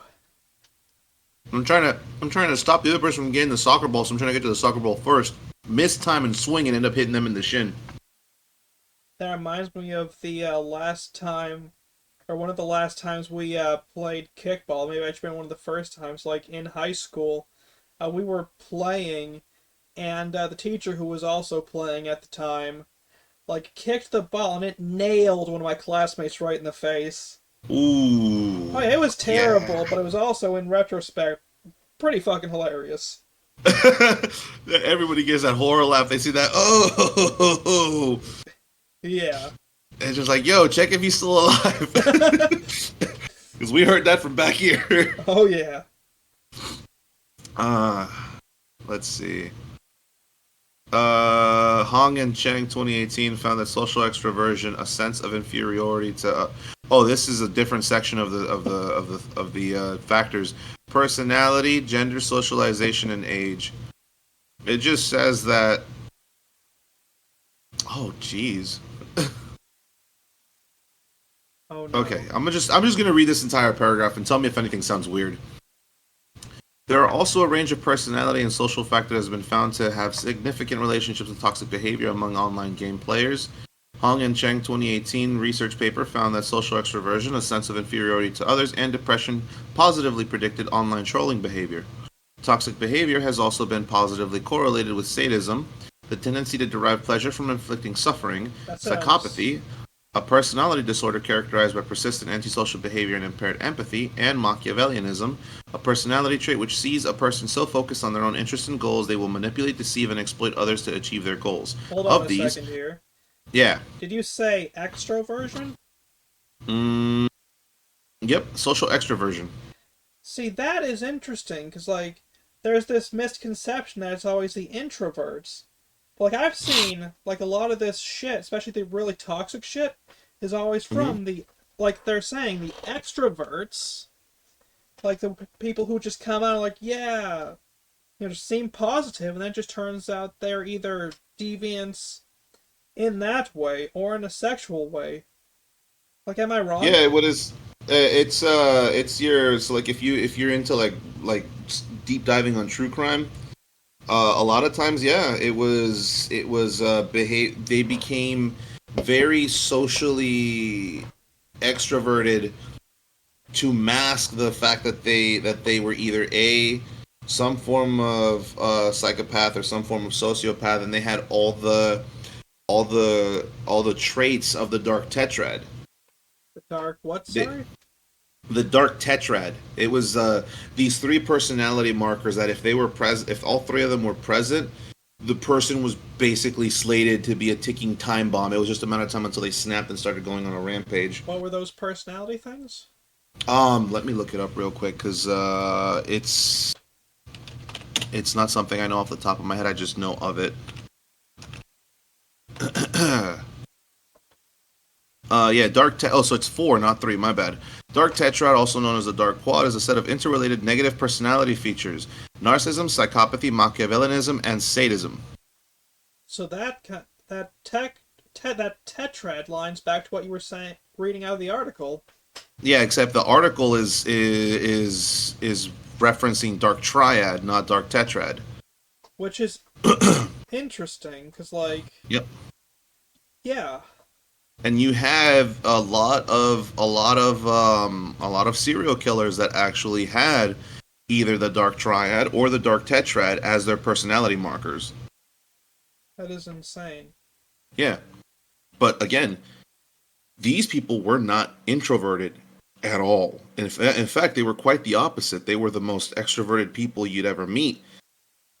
And it's because there is some belief that most of them knew we got to blend in. Yep. And then of course they'd go about doing their thing when everyone's guard was down, and then just as soon as they got their business done, and oh look, you know someone there's a killer on the loose, they would wait until the heat died down, be extroverted all over again, and so repeats the cycle, and it would keep going and going and going and going and going. You look up any deep dive, it's always the same fucking pattern. Yep. And it's insane because then they just end. The thing usually ends with, wow, we never thought it was him because he was so nice and outgoing to everybody, yada yada yada. Meanwhile, like, I see an extroverted person, especially from my own experiences where I was sexually assaulted. I see an extrovert and I immediately do not trust the motherfucker. Yeah. And then like for me, I'm completely introverted. My thing is I have a tendency to kind of just stay back and observe, and then when I feel comfortable enough, I'll start opening up. But even then, it's like I'm gonna keep observing until I have, I can absolutely tell that it's okay for me to be myself around here. Even though I'm rather outwardly unobservant, it seems like I do my best to be pretty observant too. Because yeah, Mm-hmm. like I mean, you've seen my behavior on Twitter. I'm mostly just retweeting and very Yep. sparingly putting my thoughts out. Yep. Because yeah, it's like, huh? I've been burned enough. It's like I don't even trust folks anymore, except for like I think on hand I can count like 5 folks I trust off the top of my head, and I'm not gonna name drop them where there's been enough internet weirdos, you know. Yeah, exactly. Though you are one of them, so I suppose I did just name drop one dude. Ah, they don't know my real name. It's fine. They'll just come into my Twitch chat or my Kick chat and be like, "Hey, pendejo." Let's see. There's also the idea that games are a boy's toy. The toxicity stems from the idea that games are being infiltrated by anyone who does not fit this mold. Wait, Look, games are a boy toy? Then why are the I Barbie I games knew. around, bro? Yeah, exactly. Like I knew. Fuck. I knew girls in elementary school could kick my ass in Street Fighter. Wasn't even Mm-hmm. funny. It's Here like I am just mashing buttons trying to win, and no, I'm getting my ass handed to me every single time. female family member who brought me into gaming. She Mm-hmm. could beat me in Diablo 2 easily. At one point, before I got good, she could beat my ass in any fighting game. And yeah, it's the ones who say, "Oh, it's a boys' game, girls have no, all that shit." It's like, are you blind, deaf, or just plain stupid? Oh man, research has also found that age is inversely related to toxicity, with younger players perceiving many forms of dark participation, such as flaming, as less serious or even normal. Hold on, no, because yeah, you shit talking a COD lobby. That's not you thinking, oh, that's normal. You talked your shit. If you had your bragging rights, you did your brags. But at the end of the day, you realize that it's just a game. Yep. Granted, you always had the one dumbass that always took it too seriously. Oh yeah, that And I'm it's like aware of. cool. We can't do nothing. We can't do nothing about him. It is what it is. However, everyone else is there just trying to escape. So of course, someone's gonna be talking mad shit when they win the game. That And it's there's also like all these other intricacies of let me get inside my opponent's head and try to mess with them. So I'm gonna start talking trash before the game's even started. It's just the typical crap you see. You'd see it anywhere else, to be honest. But we're just focusing in on the video games because that's where the most activity is happening. Speaking of toxicity and COD, I admit, like I was extremely fucking toxic. Like I would throw flashbangs like there was no tomorrow. Because you know how fucking hilarious it is? Like, that fucking flashbang! That shit, Yeah, like, that shit's great. the fact that Heavenly Father, if you know who that is, with Russian Badger and his crew, Oh, I'm aware. They're fucking they hilarious. they're playing fuck Insurgency Sandstorm. They're playing that, and he just has a clip now where someone's tossing flashbangs all the fucking time at him, and he goes, "Stop flashbanging me! I can't see! Stop flashbanging me, you fucking goblin!"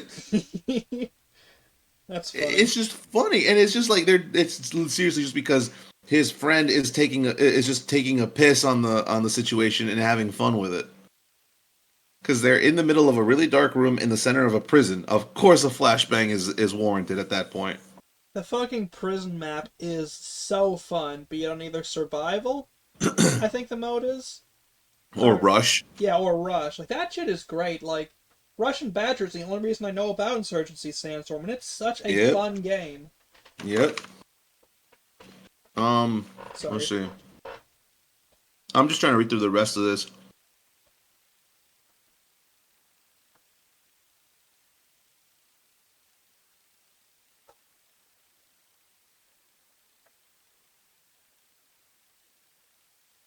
I suppose, while we're waiting for this. Yeah, it's just more of the same. They're breaking down standard, like you're breaking down what will be considered standard human behavior and trying to say, oh, this is a toxic toxic game or toxic behaviors as a gamer. But you see these behaviors in any facet of life, whether it be sports, um, was it sports, you know, freaking mountain climbing, racing, any hobby. Hell, there's probably some a hole out in the middle of nowhere who does RC boats, and he's being toxic to everybody around him. That's just like how it goes. Like we're all It toxic folk. Like just if you breathe and you're having fun, you're gonna be toxic. Like that's just how it goes. apparently, according to these people, anyway. Competitive and multiplayer nature of games can also contribute. Cool. By that logic, football, soccer, badminton, tennis, golf, fishing, archery, uh, disc golf, poker, fuck, you name it, everything. Yep. Because it can all be competitive and it's all multiplayer. Congratulations, you played yourself. I'm like, I don't want to be so dismissive of this, but it's written in such a way where it's just we're gonna point to multiple things in the same like it's like they opened a writing research papers for dummies book and then just copied that word for word as how to structure it. Yep. And then it seems like a lot of these just repeat each other. So it's Yeah, like they're just copy and pasting the same shit and onto different articles.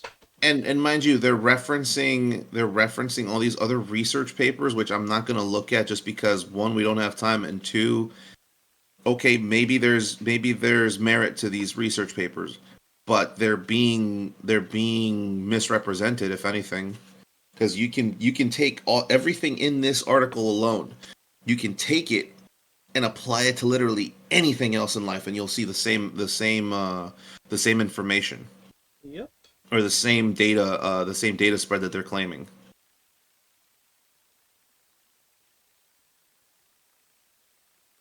A 2019 study by Carey and colleagues found that 80% of players said that they believe the average gamer makes prejudiced comments while gaming online. Like what? Uh, What do they mean by they prejudice? didn't. They didn't list it. They didn't list it because that's a very umbrella term. Yeah, What the like hell does see? 2019 report from the ADO reported 74% of adults who play online multiplayer games in the U.S. experience some form of harassment while online. I mean, we've all heard the 5-year-olds "I fucked your mom" type shit. Exactly, but like that's why you have a block button and a report button. And Come on failing now. that, just a fucking mute button. Yeah, It's and like like, that's what the block button is for. Like, oh, you're getting messages nonstop from the same person. Okay, cool. Block account. Congratulations. No, it's not a problem. exactly. Let's see. Fun. Let's see. Carey et al. 2020 found over half of their surveyed players, 53%, said they experienced harassment because of their race/ethnicity, religion, ability, gender, or sexual orientation, and 65% had experienced some form of severe harassment, including physical threats, stalking, and sustained harassment. And unfortunately, sometimes shit like that does happen, but that's the Yeah, exception, not the rule. not the rule. Exactly. Let's see. They also found that nearly 1 in 3, 29% of players, have been doxxed. Hey, Again, exception, not the rule. exactly. Let's see, which is where. Okay, yeah, we already know what that is. Taken together, this suggests that more than half of all players have experienced some form of harassment while playing online, and suggests that toxic gamer cultures have permeated gaming environments and communities to a substantial degree. If you're saying more than half, you need to put a specific number out because that's just making me think that at some point down the line, which of course the doctor is, they're basically saying all gamers are guilty of this, which then just nullifies the whole point of this research paper. Yep. Because if everyone's doing it, what was it? I'm gonna just go ahead and quote Syndrome. If everyone's super, then no one will be. Yep. So yeah, just sounds like It just sounds like you're just flapping your gums at this point. And unfortunately, everyone likes to flap them. Yeah. Let's see. These behaviors in online gaming spaces, however brief, can cause psychological harm to the intended victim and any third party onlookers who might witness it. And they quote another, they actually link another research paper from 2018. I know that one's going to be bullshit. Bro, And they're saying that the. Go ahead. why is it that like there's just all of these quote unquote research papers like just that are all of a sudden coming out of the woodwork that have apparently been around for years and we're like just really raising a hubbub about it now. And now they're the end of the article, because I'm not going to continue on that section where they're talking about oh, you did psychological harm. The end of it says we should develop a shared language. Didn't Who gets Esperanto to fail? yeah, who gets to well, yeah, the Esperanto did fail. It's a dead language now. Who gets to dictate what the shared language is exactly?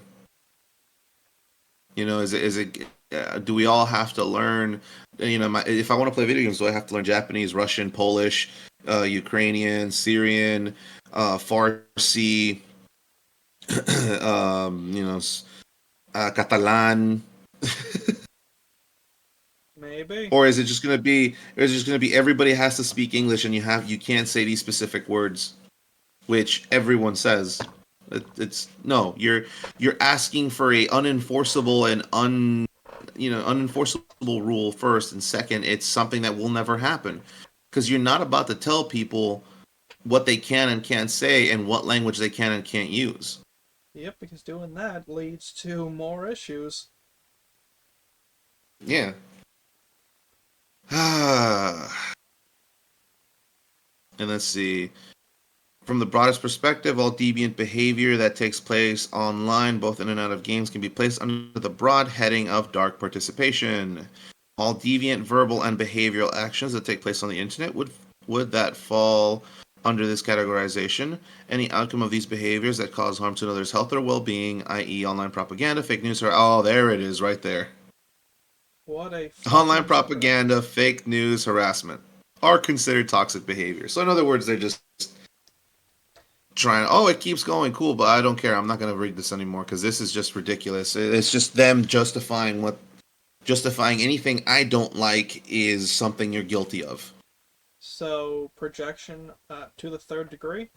Pretty much, it's it is just a child having a temper tantrum in a pseudo academic presentation. And as we've learned, these guys are petulant children. And they're giving instructions. Okay, so going back to the main response to Gamergate 2, instructions for everyone that they need to speak up and step up and start sending emails and just referencing online resources that they themselves have created or have found for anyone that's experiencing targeted harassment. Hey, cool, we should send this to homeboy that made Sweet Baby Ain't Detected. Help him out real quick. Yeah, for real. For industry leaders, you may be inclined to be quiet or cautious. They are not. They've kowtowed to you, but they're not going at the speed that you want them to. And then some of them straight up said, "Nah." Not because they're quiet or cautious. They looked at what you're saying and went, "Hey, that's fucking stupid. We're not doing that." Many such cases.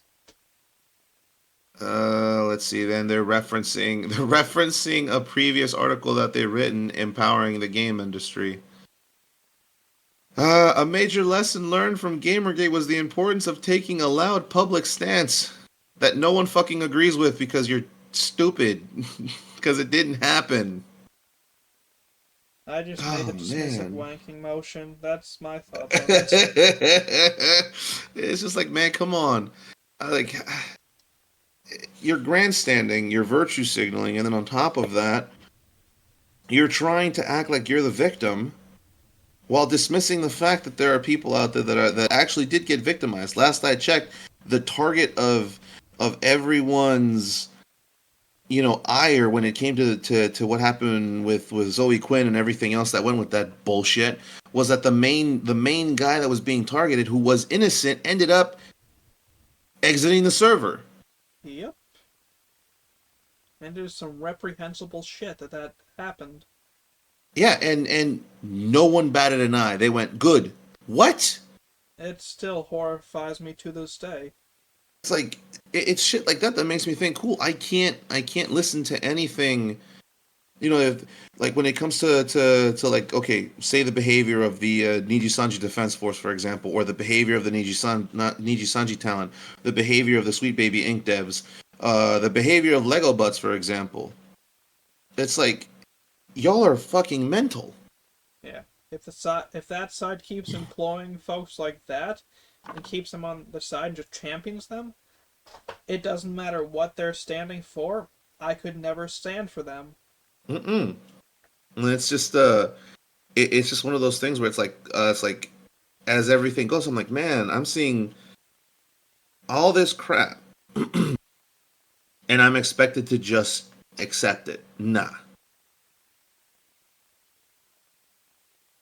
because that's the reason the industry is in the state that it's in right now, where there's constantly, you're constantly seeing people that don't know what they're doing.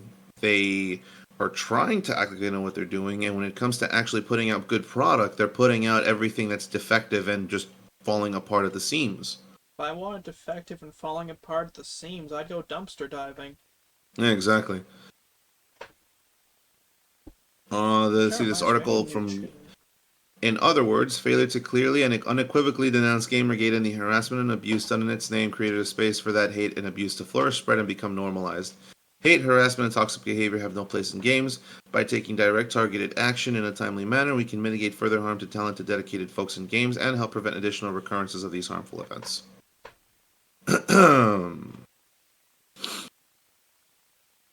I have opinions on that.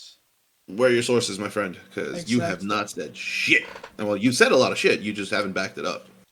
No statistics without citation. I learned Mm-hmm. that shit in fucking sixth And grade English. Cite your yep, sources.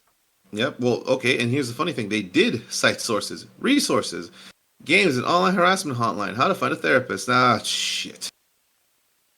If I need to find a therapist for something related to a Jeez, video man. game, I will, instead of doing that, just go offline for a while. If I'm in such a fucking shit fest, and I say this from my myriad of mental issues, if I'm in some kind of shit fest related to video games to the point where I believe I need a therapist, I'll just fucking go offline and actually live my life again. Just pull out a one of those lazy boy folding chairs, sit down, and just kind of stare at the sky for a bit, and just watch the sunset. Exactly. Just stop and smell the roses I've been neglecting, Let's even if see. they are dumb as Research. fuck. Yeah. Here we go. Research, toxicity, and the oh, geez, they're just fucking referencing their own work. What a surprise. Hey guys, it's Uh, totally not a circle jerk. Check out these definitely legitimate sources. We definitely didn't write ourselves while we were ass mad, guys. okay, okay. You know what? Here. Let's see. Take this as a mental health nonprofit decreasing stigma and increasing support for mental health in games. We are a 501c3 nonprofit mental health. There it is. 501c3. Why am I not surprised? It's always a 501c3 with shit like this. They don't pay taxes, Yep. No so they're taxes, just no accountability. they're just grifting their asses off. Yeah. Man, come I'm fairly on. certain that I've seen take this in the Microsoft rewards, like donate 1,000 points, we'll match $1. Charities. Lovely. 'Cause, like, I'm not sure how much you know about Microsoft rewards, but other than Ah, like the saving up rewards points from playing Game Pass games or whatever, yeah. like if you do that, then like say you get 1,000, like you can donate that to any quote unquote charity that they have. Some being legitimate, like the WWF, Yeah. and but then some are just shit like Take This. Might actually be like I'm fairly certain I did see Take This, And it's Holy crap, man! So that's just money that's earmarked then. yeah, they have money fucking earmarked for this shit. And there's many companies, some of which I can't find shit looking up for. Yep. But then you can also get shit like gift cards for this company or that company, or just Microsoft Gee, itself. And it's just like okay, man, that isn't. Ah. yeah. You know it's bad when you try finding the company and the company's information, and Google just comes back and says, "Yeah, I don't know what you're talking about, bro." Mm-hmm. Let's see. We've got they got a Twitter, they got a well, it's X now, but they never updated their page. They got a Discord, they got a Twitch, they got a YouTube, they got a Facebook, and they got an Instagram. Like the only people I ever hear like unironically referring to this shit as X, and even then it's usually X, formerly Twitter, Uh huh. is stuff like radio hosts, celebrities. We're talking, AAA ones who, or Yeah. like TV folks.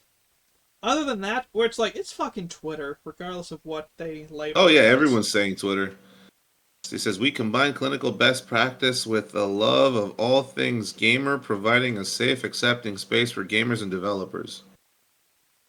How much I'm do they get sorry paid to regurgitate the same bullshit? if you're a developer and you are seriously letting what people say about your work get to you. Granted, there are some developers who fucking deserve it because I'm sorry, you made some shit. But Exactly. for the actual developers that know what the hell they're doing, like the guy that made Lethal Company, why the fuck are you gonna care about what people are saying when you're making gangbusters off the video game you made? Yep. Like, and then on top of that, you're the one making the game. If there's actually something wrong with it, you fix it, which most people do. And like, what was it? The developers for Ultra Kill, for example. These guys are constantly talking to their community. And granted, when their community actually pointed out something was wrong with the game, they fixed it on the spot. They went, "Hey, yeah, we fixed it for you guys." And they took it a step farther. They went, "Hey, yeah, to the guys that are doing the mods with the certain specialty toys, we Ah, the included hentai mods. we included support for your certain illicit toys." Nothing wrong with proclivity or it, it, so they like took they every shot, like bang bang bang bang, just fucking triggers a vibrator. Like damn, imagine that shit with CS:GO. That would go crazy. But the funny thing is with how fast that game plays. Oh hell, you're in for a ride. All that does is fucking remind me of that time with this person let me control their fucking toy. And Oh man. me being a shithead, my first thoughts, oh yes, up down, intensity. You just start playing that thing like it's a Konami code. Up, down, left, right, A, B, A, B, start. Exactly. That man, we went way off topic. I'm fucking sorry. We need the laugh, man. This is we're in the mines right now. We're in the freaking mines of Moria, and it's not getting any better. Yeah. And they say yeah, just I'm not gonna read this page anymore because this is it reads like a corporate letter, and it just I am not happy with it. I'm not even gonna look. Yeah, and this is everything else that they like again. It's the circle jerk. Everything that they referenced is their own blog articles. Some things never change. You okay, man? Yeah, just started breathing and ended up having to hack up a lung. Fun. Let's see. Okay, and then real quick. There we go. Uh, let's see. Niche Gamer says take this as a mental health organization funded by the Department of Homeland Security. Uh, um, let me see. One of the Because threads at this I point, sent you, by the way, like, here we go. oh, sorry. No, it's just I'm seeing the Vera Dark one that you sent me, so I'm gonna take a look at that one next. Yeah, that one should have. Oh, Is that the one naming names? uh, uh has put out an article on Gamergate 2 where they talk about the targeted harassment levied towards Sweet Baby Inc. They have formed the greatest team of industry rejects. G4, D&D, if you name it, they work at Take This. Oh, hell no. One of the names, by the way, I'd like to point out, Pete Hines, who I'm sure you recognize. Let me see. It keeps going. Rihanna Manuel Pena. Who? Rihanna Manuel hyphen Pena. Okay. It's a hyphenated last name. First-hand knowledge on many sides of the gaming industry, from localization to product marketing, with credits including Halo 5, Ori 1 and 2, and Tell Me Why. Her game development experience runs the gamut from AAA to indie titles. Favorite genres include action-adventure, looter shooters, narrative games, battle royales, and puzzle games. Also combined a passion for diversity, equity, and inclusion with her games industry experience. In many appearances on shows such as What's Good Games, Kinda Funny, IGN, Inside Gaming, Game Informer, Paramount Plus, Halo. Plus is Halo Declassified, as well as panels for DICE, Rooster Teeth, and Ubisoft. What the fuck? I'm entirely unsurprised by this, dude. It's It's one like, giant Ouroboros. yeah, it is, because, I'm sorry, DICE hasn't been doing too well lately. Rooster Teeth fucking went defunct last week, Hell, so they're WB is gone. actually shutting down Adult Swim Games soon. Oh no. Which I'm not going to get too far into it, but it's a shit show, guys. That's all I'm saying. Ubisoft, which they're not on good terms right now with the gaming industry because they have been messing with their own fan base because they've proved time and time and again that they still have access to the assets for Splinter Cell and are not trying to make the next Splinter Cell video game. They're just not doing it. They have no interest in doing it. And they're also jumping on the trends gamers hate, such as for Ghost Recon Breakpoint, one of the most infamous examples, which was like 21 or 22, NFTs called Yep. Ubisoft Quartz, which were for in-game items and whatnot. And they unplugged that no less than 3 weeks later because everyone told them, yeah, we're not going to buy this. We're going to boycott your company. Yeah. And hell, a pretty recent Ubisoft flop, which absolutely deserved to flop, Far Cry 6. Like, I actually I didn't really come out with a 6 one. Yeah, Far Cry 6 is out. I actually even tried doing a playthrough of it, even went through it on my own time, and I just stopped pretty early in because it is fucking terrible. Like, it's got all the diversity horror shit, which, okay, you're in a Spanish-speaking country, fair enough. But there's Yep. some very evident force stuff.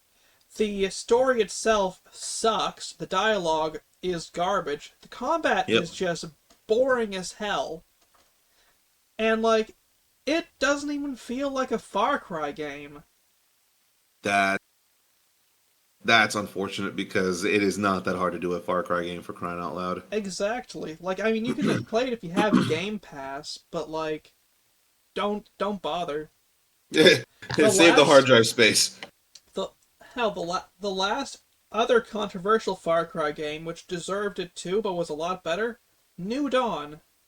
Like, say what you will about how terrible that game is, and it's deserved. Wasn't New Dawn like in a post-apocalypse setting? Yeah, it was the post-apocalypse sequel to Far Cry 5. The direct sequel took place like 20 years later. You could even recruit the protagonist of Far Cry 5 to be your companion at one point. Well, no. It actually, like, for all the hate it earned, it actually Points for trying. Like, I'd say it was like a solid, like, 6 or 7 out of 10. Like, I actually beat that game. That last I checked, if you can make a 6 or a 7, that means it's decent at best. Yeah, which is So it's like not a. Yeah. It's not bad. It's just it needs some. It could have had some edges smoothened out. It felt more like Borderlands than Far Cry, but it wasn't bad. Yep. And here's the part that I should have read. Always looking for a new challenge, she served as a brand director of the G4 TV network during their relaunch and is now working as Zebra Partners director of brand and unified marketing to share her love of games with an even broader audience. Let me cut out that last part and read the important section again. She served as brand director of the G4 TV network during their relaunch. Which G4, for those of you guys who don't know, like the relaunch was a shit show, basically killed by one Frost Curran. And like there were some pretty big names attached to that G4 reboot, including Kit Boga, who had his own show that was going to be on there. And then with that shit Mm-hmm. happening, nothing. You had Kid Boga, you had Frost Gurin, you also had oh fuck, what was his name? I can't even remember his name anymore. I Adam just know that he was Sessler? a Adam Sessler. Everyone know that he was part of that. He was the one running the show, or trying to anyway. But there was one other co-host within that network, along with Frost Gurin Oh, and Jared Khalil? mm, Completionist, I mean? no, I know Jared Khalil was in there. Was one other guy. He is a co-host for the Gaming Illuminati channel on YouTube, but I just forgot his name because I keep remembering his original name before he oh, the Black Hokage. There we go. In hell, I couldn't remember that name to save my life. I don't know his real name, and I used to be a big fan of the guy. Then I saw the speech from Frost Guerin and how this dude was just perfectly okay with what she was saying, and I'm like, cool, bro. You've acted a fool just now, and are completely disregarding the fact that you act in the exact manner that she is looking down on. Yep. Like she's espousing how that's bad behavior, trying to act like she's holier than thou, and you're over here trying to back her up like you're the hype man. And then, oh look, Yellow Flash just caught you lacking. Ugh. And it was just insane when I saw Yellow Flash pulling up all these different clips, and I'm like, I've seen some of that stuff. Okay, cool. I'm gonna unfollow the guy now because he's just full of shit. He was just in it for the cash. Doesn't care if he has to say some egregious shit on live internet. Whatever gets the money flowing is what they believe at the time. Yeah, It's the same reason why I have no respect for the Act Man who jumped on this Gamergate 2 thing. he did what? Yeah, like he's. You didn't see the Act Man was covering the whole Gamergate 2 thing like about a week ago? Like Oh man, come trying to on. pretend like he was on our fucking side. Even though it was like, come on, dude, we all fucking know you're grifting. Yeah, it's just great. Yeah. Dude needs to shut up. Like, it's already bad enough that he tried to kind of. So what was it? He's been doing something weird with his content where he's trying to both sides the any like warring that's going on with certain video games. Like he did it with Elden Ring. He tried to both sides. He was talking about the good and the bad, but then also exposing all the bad takes people had on Elden Ring. And he did the same thing for Hogwarts Legacy. And it's like, dude, you're straight up talking shit without trying to talk shit. Stop it. It's not what you. This is not the way to go, because it's going to come back to bite you later on if you say something counter to what you just said in this video. Which, sure enough, sometime later it did. Yep. I've just stopped watching his stuff altogether and just I was like, I don't know what you're doing, man. Like, this ain't the The, direction to go in, though. the receipts always get cashed. Let's see. We've got Latia Jaquise. Don't know who this is. Let me read this real quick. Make sure. Coordinator and is a cast member of the D&D actual play Rivals of Waterdeep, which airs Sundays on Twitch. Serving as the Dungeon Master for its ninth and 12th seasons. Most recently was on Critical Role. Oh, she was a writer on Critical Role, Call of the Netherdeep. Um, is a Twitch affiliate who enjoys a variety of relaxing and low-effort games on her own channel as time allows and interacting with her own community. Wait, did they say low effort games? Yeah, Like, that's like maybe this like shouldn't, but like this kind of does amuse me a little bit because like, are they basically saying that she's just kind of low effort, half-assed shit? it's kind of like you don't say low effort games because technically there isn't really a thing as a low effort game unless the freaking writer of these little excerpts is saw the games that she plays and goes, oh, that's easy as fuck. Watch it be something like fucking Bejeweled. Which no shame to Bejeweled, but like Yo, people could match yeah. threes are a good way to pass time. I'm not gonna lie. Oh Sometimes yeah, you for just need sure. something to pass the time. That reminds me, I need to see if I have the whole Bejeweled collection next time I'm on Steam. Speaking of, by the way, the sale is on the 14th. The Nice. spring sale. Let's see who's this. Tanya DePass. Board chair. I need diverse games. What the fuck? Oh man, what's your history? What's Just focusing on diversification, all aspects of gaming. apparently Went to she's the the Game Developer Conference. GDC. Like, there's been a lot of dog shit takes from people with GDC in their names on Twitter today. Yep. Part of Rivals of Waterdeep actual play stream for Twitch TV. Partner Twitch variety broadcaster. Often speaks on issues of diversity, feminism, race, intersectionality, and other topics online at conventions and as a public speaker. Um, co-developer for fifth season RPG based. Um, oh, Broken Earth trilogy.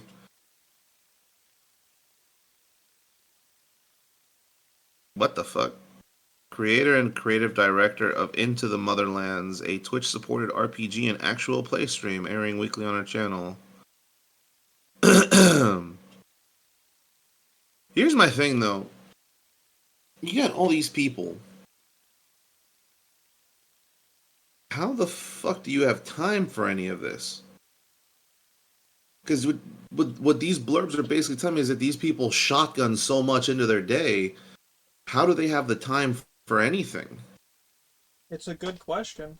Something is going to take a hit to quality control, or not quality control, but just the quality of what you're actually doing is going to take a major blow in some aspect of what you're doing if you're just shotgunning so much stuff at one go. Yep. Let's see. Kate Edwards, Global Game Jam, Geography? Okay, whatever. Why does it say that Exec. she's like a geographer and a corporate strategist? Like, corporate strategy, whatever, but why does geography matter? Like, I think Geography is like the game company. maybe? Yeah, because okay, so it says former executive director of International Game Developers Association, also specialized. Oh no, you were right. It is geographer. Again, the Pioneered and fuck? specialized in content culturalization. What the fuck does that have to do with video games? Who fucking knows? Like, okay, cool. If you're trying to do like research demographics for who you're marketing to, sure, that makes perfect sense. But you're also talking about specializations in content culturalization. What the heck are you trying to what are you what like you're basically saying you're making content in a certain way or building it to have a specific effect. Why? Yep. That is ass backwards. Following 13 years at Microsoft, has consulted on many game and non-game projects for BioWare, Google, Amazon, Facebook, and many other companies.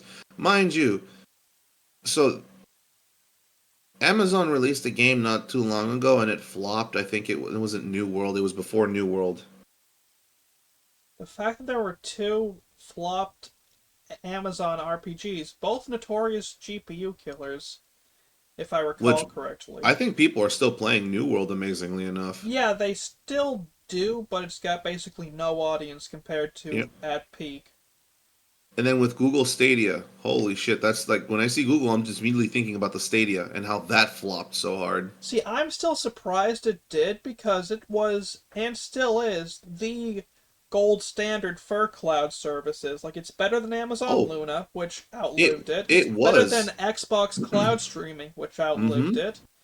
Better than Shadow, which I don't know if you remember what that was.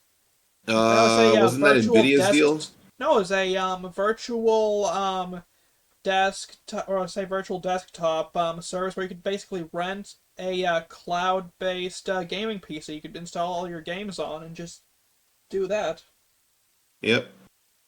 Wow, I didn't even know about that one. But here's the thing though. So yes, I agree that Google Stadia was the gold standard as far as what that service was trying to do. Where they completely ended up decapitating themselves was the fact that they were charging $10 or $20 more than the rest of the market, which just completely disincentivized everyone from even trying to play the games. Because why drop money for the Stadia? Have to drop more money just to play a game that you already own on a different platform, or better yet, you want to buy a new game on the Stadia platform, but you can get it for, $20, $30 cheaper on Amazon, Facebook, etc., etc. Or even Steam for that matter, because Steam is always having a sale. Speaking of, by the way, one thing with Google Stadia they did that was smart, and I think they did it before Amazon. They Yep. partnered up with Ubisoft, so if you had the Ubisoft Plus subscription service, you could just play those games on Stadia. Oh yeah, that was pretty smart. I think I won't Amazon knock Luna that. still does that. I know you can do, like, if you have the highest tier of Ubisoft Plus, you get on Xbox, Amazon Luna, and PC. Yep. Sorry, I didn't mean to cut you off and go off on a tangent, man. I'm just reading the rest of this, trying to see what else is in here. Fucking Pete Hines, the vice president of PR and marketing at Bethesda, is one of the names on this. And that'll be the Didn't this same dude get in Pete trouble? Hines that got ass mad because people like Grums and whatnot correctly predicted Starfield was gonna suck just going off of the terrible start menu. Yeah. When the dude actually tried going on the offensive and tried to go after these people. Yep. And apparently Pete Hines has been a part of Take This since early 2015. Holy fuck. Mm-hmm. That's a conflict of interest right there, my friend. You ain't kidding. Let's see. So Ika, treasurer for Outer Loop Games, co-founder, studio director at Outer Loop Games. Prior to starting Outer Loop, was an art director, game designer, and producer for over 20 years. Various game studios, including Uber Entertainment, Gas Powered Games, Shiny Entertainment, and Bethesda Game Studios. Why are all these people connected? It like not to sound like a fucking conspiracy theorist, but because it's all just a fucking cabal. Like that's working behind the scenes that's just slowly Yep. coming to light because people have had enough. And this Yep. is just gonna fucking repeat. We'll see the same shit The 2034, 44, 54. what sucks is that I wish this was just in the AAA industry, but this snakes itself into even the indie market because what was it? Um, Lego Butts got outed for what was it? A competition that would, if you won it, would put you on the freaking radar because it was meant to may the best indie win, and now your game is getting all the marketing, all the spotlight. You wanted to win this competition. Turns out freaking Lego Bucks had that shit rigged because she knew everybody that was in charge of setting up that competition, and actually was dating one of the judges. Shit like this is entirely unsurprising to me. So even if you won, if she didn't like you, she could just have that game act and have someone else take the spotlight instead. And there is evidence of multiple times where it's happened. I wish I could say I was surprised, but like at this point, I'm more surprised to find folks with integrity when it comes to shit like this. Yeah, and unfortunately, the reason why nobody in these why nobody in the gaming industry is doing anything is because the executive producers, the people that are in charge of pulling in the funding, they can't be bothered to look because at the end of the day, if something happens, they have a golden parachute clause in their contract, so they're good either way. They don't give a rat's ass. And then the people that actually do care have already exited the industry and went on to go do other things or become independents and try to make their own stuff, but it doesn't get any traffic because no one knows where these people went. Yep. So they just get buried in the algorithm. And So it's a you got shame. the same, and you got the same fucking idiots doing the same shit over and over again to where it's now a self-replicating turd. That's one way to put it. And it just gets worse with every iteration. Let's see. Every person in this thread should be poisoned to selling any game ever. We lump them in with SBI and make their existence antithetical to profit. I mean, they already do that on their own. Yep,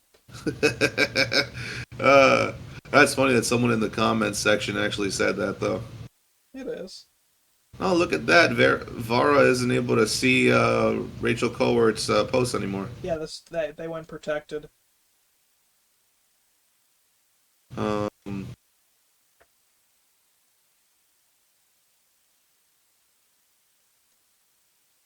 someone asked the question, I wonder if we're likely on lists for exercising First Amendment rights. We probably are. I wouldn't be Oh yeah, surprised. more than definitely. I'm also just not. I'm not apologizing to the CIA agent that's have been tapping my lines. He's probably traumatized right now. Here's my two-fingered apology. If you don't like it, may I suggest polishing my knob? Oh man.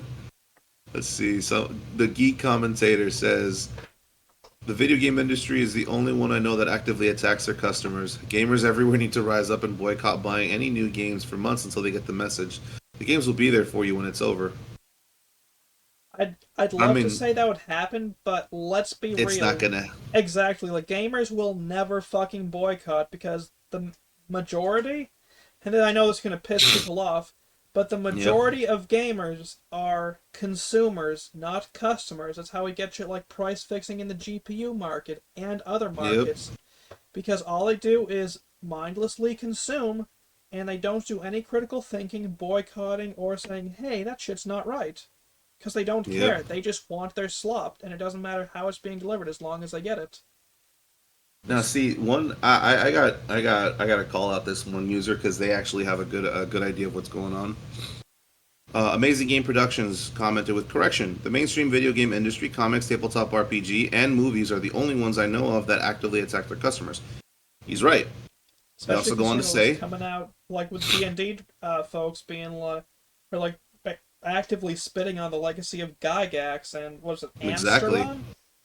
they wanna get rid of racial traits, which is like sometimes you want to be a dwarf that can't get drunk. Sometimes you want to be, what was it? Sometimes you want to be a dark elf because that means you have natural night vision. Sometimes you want to be a gnome because it makes it easier for you to sneak. It is It's like shit there like was always an this. incentive. There was always an incentive to picking a specific race because you could build a whole class around that and make it fun for you. It is shit like this. Why I as a like a very like not very good D&D player, I admit. Like the last time I really played D&D was couple of years ago, but like that's the reason why like I'm actively not touching anything like that's post 5 like early 5e, and why I basically only touch kind of 4th edition, but mostly like 3rd edition and before, because like at least those like were still like those weren't part of the legacy being actively spit upon, like they still cared, like if that makes so sense. someone commented, "I'm joining the war on gamers against the gamers." Fucking smartass. Let's see. Okay, so they continue. They continue. Amazing Gaming Productions continues the comment saying, "But there's indie alternatives that no marketing.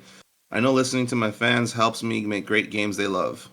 Yeah, because oh, that reminds me. What was it? Pirate Software. If anyone knows who that is, they. One thing I appreciate about them is that they're. What was it? They're always talking about the gaming industry and how easy it is for them to make a video game. To where he himself actually tries to do like little competitions here and there where you can actually submit or not even submit. Sometimes you can team up with other people, or other random people, and make a video game yourselves. As are you good at art? Cool. Someone might need an artist, and then just come together, collaborate, make a video game. Boom, post it, and see how well it does, and then may the best team win. And there's shit like that I just look at. Pirate Software and be like, man, that's actually pretty cool that you do that. Mind you, at the same time, this dude's also uh it's like it's still in it's an early access. He's been working on Heartbound, which is like I one time I saw it, I'm like, oh okay, so it's his version of Undertale. Oh hell no! When I played the game, it was a completely different setup. It's not like Undertale at all. Okay. Yeah, because it's basically it's basically it's got elements of like time travel, dimensional fuckery, and like there's even lore that says any world that you step into, normally you can't interact with anything that you see in those worlds. But if you are able to interact with any part of that world, it means that there's a corruption present that's threatening to destabilize the local reality of that world, and you have to basically find it, excise it within a certain amount of time, or that reality just ceases to exist. That's pretty cool. Yeah, and then the main character himself is kind of at war with himself because there's there's this like choose your path where it's you either fully following the light or fully following darkness, and then there's the option of doing both. Okay. And essentially, if you do full darkness, you're just letting things live as they should be. If you're doing full darkness, you're bending everything to your will. And if you do both, it's like you're trying to do like a yin and yang situation where you're gonna let everything be, but you'll fix what you can as you go. Okay. Yeah, but like the main character has this like dark alter ego that's always fucking with things and like trying to coax the main character into just going around and going full doomslayer on the world that he's in at that moment. I see. Yeah. Sounds interesting. Oh yeah, it's a whole thing, and I fell in love with the concept of the game. I've played it. I've played it twice now, and the last time I played it, I think they actually did an update for the third world, which was the first world was some weird communications tower thing. It was like basically a whole world dedicated to just working in a cubicle. Sounds like hell. The second world is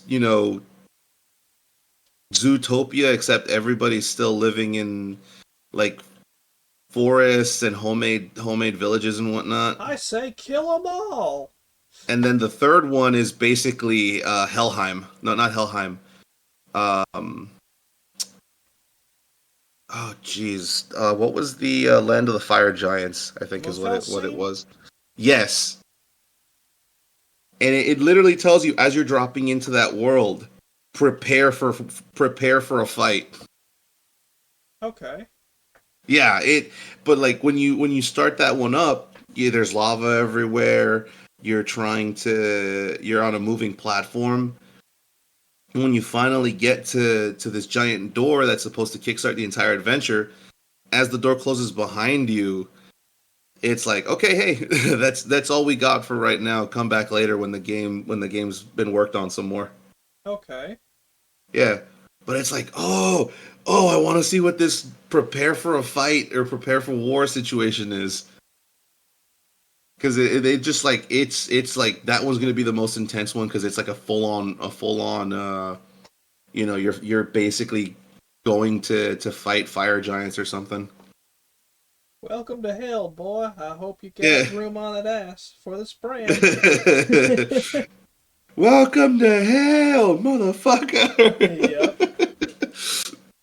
Oh man, it's so cool just because you see your actions actively affect the world around you to where like you'll be reading dialogue from someone, and then depending on what you're doing, if you fucked up, the dialogue will actually warp after about 2 seconds, and it'll be something completely dark instead of what was actually being said. Interesting. Yeah, it's like you see the corruption actively working as you're going through the story. That is really cool. I'll have to check that one And out. yeah, and then there's the saddest thing that kickstarts the entire adventure. you're basically a child John Wick. You're just trying to find a way to get your friend back because you are trying to bring him back because he died. Ah, And I think was it the saddest part of that game is in that interaction you're fighting one of the like creatures that's actively corrupting everything, and it turns out that the first thing that it was able to take over and corrupt was the dog. oh shit. Yeah, so in the boss fight, if you actually end up completing the boss fight and you win, you basically deck the dog as a finishing move. And I just had the most fucked up joke come to my head. It's like I just last night saw the fucking Count Dankula, and then the friggin' Wendigoon Ruby Ridge videos. yeah, yeah. Yeah, I can already tell where you're going with that one. Yeah. But it's cool though because there's kind of like that's where the interaction that makes you think okay there's time travel involved because this one dude pops out of nowhere, finishes the fight for you, and then you wake up in this dude's like pocket dimension, and he says, "Okay, cool. You want to save your friend? He's not here right now, but you can collect the pieces to get him back." And it's like you're basically going into these other worlds to find like the fragments of the dog's soul to bring him back. I see. Yeah, and that's that whole where it's like it's that whole pocket dimension. If you start reading everything around the room, it leads to it gives the idea that like you've been through this before. It's just you're at the beginning of the timeline. Ah, so And 12 Monkeys or the amusement park? pretty much. Which, And for it's those like of you you're guys who just don't know, by the way, 12 Monkeys is a time loop movie, and so is the amusement park. That's yeah. very, very basically boiling them down, but watch them. And yeah, and it's implied that this has happened before and you've planned for it. You just need to walk through the timeline yourself in order to see it through to the end. Interesting. But again, it's also very heavily dependent on whether you chose to walk light, walk dark, or walk both. Which my stupid ass went, yeah, let's do both Must have been because fun. it made sense to do both. But I still don't know what the end game for that's going to be. Anyways, I went on my tangent now. That's totally fine, dude. I like hearing you talk. Hey, look, it's Lissa Mercante Oh, lordy. You on her blocked by her victimhood too? grift. Let's see if you aren't sure this is a harassment campaign. Just take a look at the content. Look at how many sock puppet accounts flock to comment on posts. Look at the language in those comments. Look at the images they're sharing. The way they're manipulating pictures of women. What? Oh, jeez, this is just a stream of consciousness. Look at how when men do speak out and they aren't enough, I fucking see you. Really, do you now? How less intense their comments are, how the little those comments focus on the way they look, how their faces aren't shoved back at them to mock. And then look at how they treat POC creators, writers, developers, look at the messages they've been getting, and the way these people speak about them. Do you think it's a harassment campaign yet? I mean, you shot first. Yeah, exactly. They shot first, and like, for them raising that fucking point, saying that, the thing, like, people aren't bringing up men's, like, appearance and whatnot. Like, the fuck they're not, especially, like, for Diablo 4. Like, I even raised the point. The male characters and the female characters are basically fucking indistinguishable in the character creator. Like, yeah, Yeah. you can do some, like, arrangement of design, but they doesn't matter male or female, they look exactly the same. And like I raise that point, it's like, what's the point of having like choosing your character's gender if they look exactly the same regardless? Who the heck is Chris Kindred? That would be one of the Sweet Baby folks. Like he raised all sorts of hell. I assume it's a he. I don't fucking give a shit. But Let's see. like raised all sorts of hell, including tried grifting on Toriyama's. Or it's fairly certain it's him. Like tried grifting on Toriyama's death, like rage baiting. Oh, I saw that, but then they ended up getting ratioed into oblivion where they actually I think they actually privated their account. Yeah, they're still private as far as I'm aware. Using the false narrative of the original Gamergate, trying to make all gamers in opposition out to be extremists. Lovely. Just real lovely people.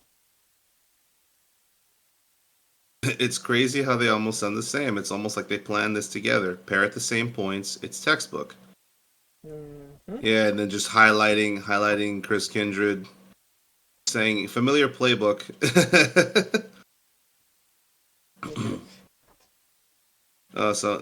So Cassie Cage goes ahead and says, "We already know they plotting and scheming in a group chat together with multiple journos. I wouldn't put it past them." If it's not some kind of group chat or some other form of group communication, I will eat my non existent hat. Like, there's some kind of intercommunication, I'm just not sure what kind yet. Game Sense comments, don't you need a phone number to make an account here now? Where are these alternate accounts coming from? 10 years ago it was very easy to make an alt here, and I thought it was a lot more difficult now. Not Well, too hard, especially technically, considering shit like Text Now and, sites like that exist where you can just create a yeah. fake phone number. Well, I say a Oh fake yeah, phone just number. a burner phone number. Yeah, like back when It's I not did my even tied to scam anything. baiting, like I just did it through text now, and like it wasn't that hard. I could have probably used it for Twitter or any of that. Yeah. And Dormouse says, "Remember, the only way you win is by not playing. Don't buy what they touch or take their advice. Best part, there's nothing they can do about it." Hmm. And yeah, it's just people. Yeah, people just roasting them for what they're doing. As they deserve. Yeah, it's just oh shit. Here we go. Total Master. FBI cannot come to conclusion for Gamergate in 2017. DHS doesn't like this and has meeting in 2021 GDC. DHS funds NPOs in 2022, including Take This. Take This CEO frequently collabs with Anita Sarkeesian. Why am I not surprised? It continues. Do you know who is also considered an NPO, money traced as locally funded by the government, considered a consulting company, has direct ties to Anita Sarkeesian and Zoe Quinn, and exceedingly hates Gamergate? Yes, that's right. Sweet Baby Inc. Yep. Uh, I actually and then saw. Oh, sorry, you first. they quote tweeted themselves with Sweet Baby Inc. is funded by Baby Ghost. Baby Ghost co-founders Eileen Holoka. Eileen Holoka's brother was Alec Holoka. Alec Holoka was boyfriend to Zoe Quinn. Wait, what? This does not surprise me, dude. It just gets worse. Hell, didn't last Gamegate, like the first one, like they try to escalate that shit to the UN? Yeah, they did, Yeah, and they got damn close. But then the UN went, "What the fuck are you doing?" exactly. It's like that shit fucking happened, and it's like, how the fuck did they even manage to do it that far? Like, they're Yeah, that's insane still. and it's just they managed to get a lot of people to drink the Kool Aid and run with it. Oh, jeez. Intel CPU replies with, Eileen Holoka chastised her brother in her memorial post of him after he exited the server himself because of Zoe Quinn's allegations. Yep, it's some horrifying shit. And oh, here, let's go ahead and let's see. Let me make sure I have this is right. I think Eileen's initial reaction was upheld to a very unfair standard in a very difficult time. She wrote a bunch of better posts later. Bruh. Eileen actually criticizes Zoe directly, quote, and yeah, no, there's someone else that just replies with, her own brother was falsely accused. She chastised him after he exited the server. Absolutely soulless individual. um, and then just everybody is just pointing out the fact. 'Cause I guess one person came out of the woodwork to try and defend Eileen Holoka.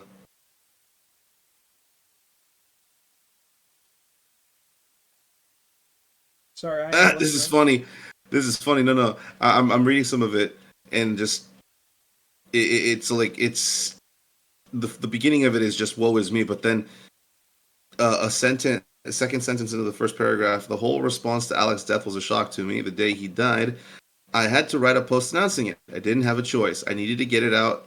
I needed to get it out before the grief hit. There is no such thing as getting it out before the grief hits. The grief hits or it doesn't. If you say no, Yeah, if you're exactly. saying that the no, you're not fucking human. I'm sorry. Yeah, You are either ah. it's evil, these people. Like there is something, and I'm normally not the type to say this, but there's something about these people that is ontologically evil. Like it's This is your fucking brother too. Why would jeez.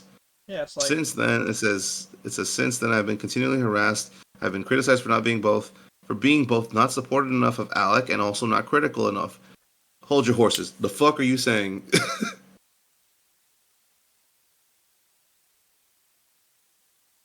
oh sorry, what the It's one. fuck? And no. I'm just thinking it's one or the other. It's not both. What the fuck is going on here?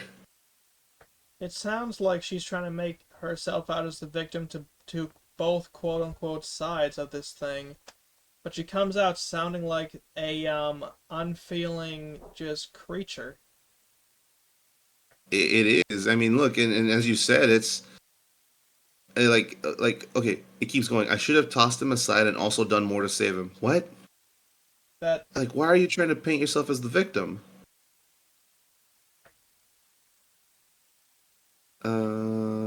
Yeah. Go ahead.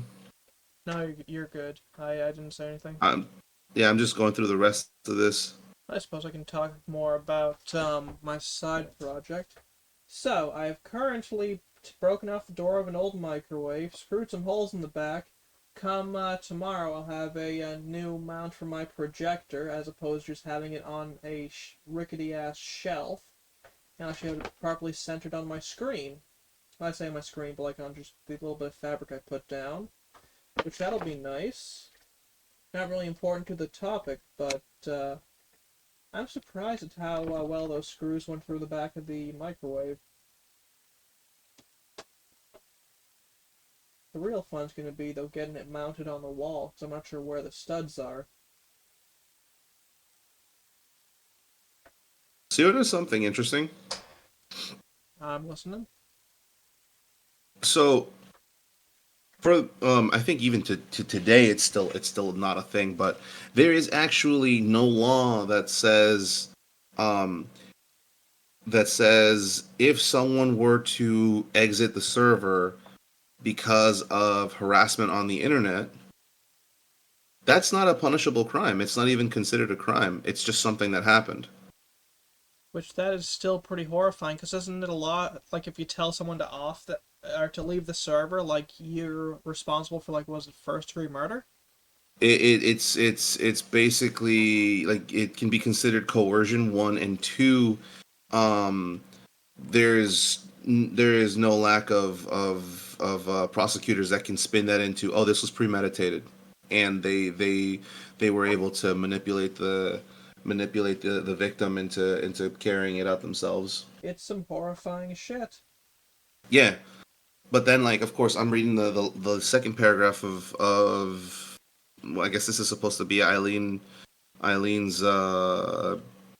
fucking blurb sometime later. That's supposed to be the better response, or her explaining why she gave such a shit response.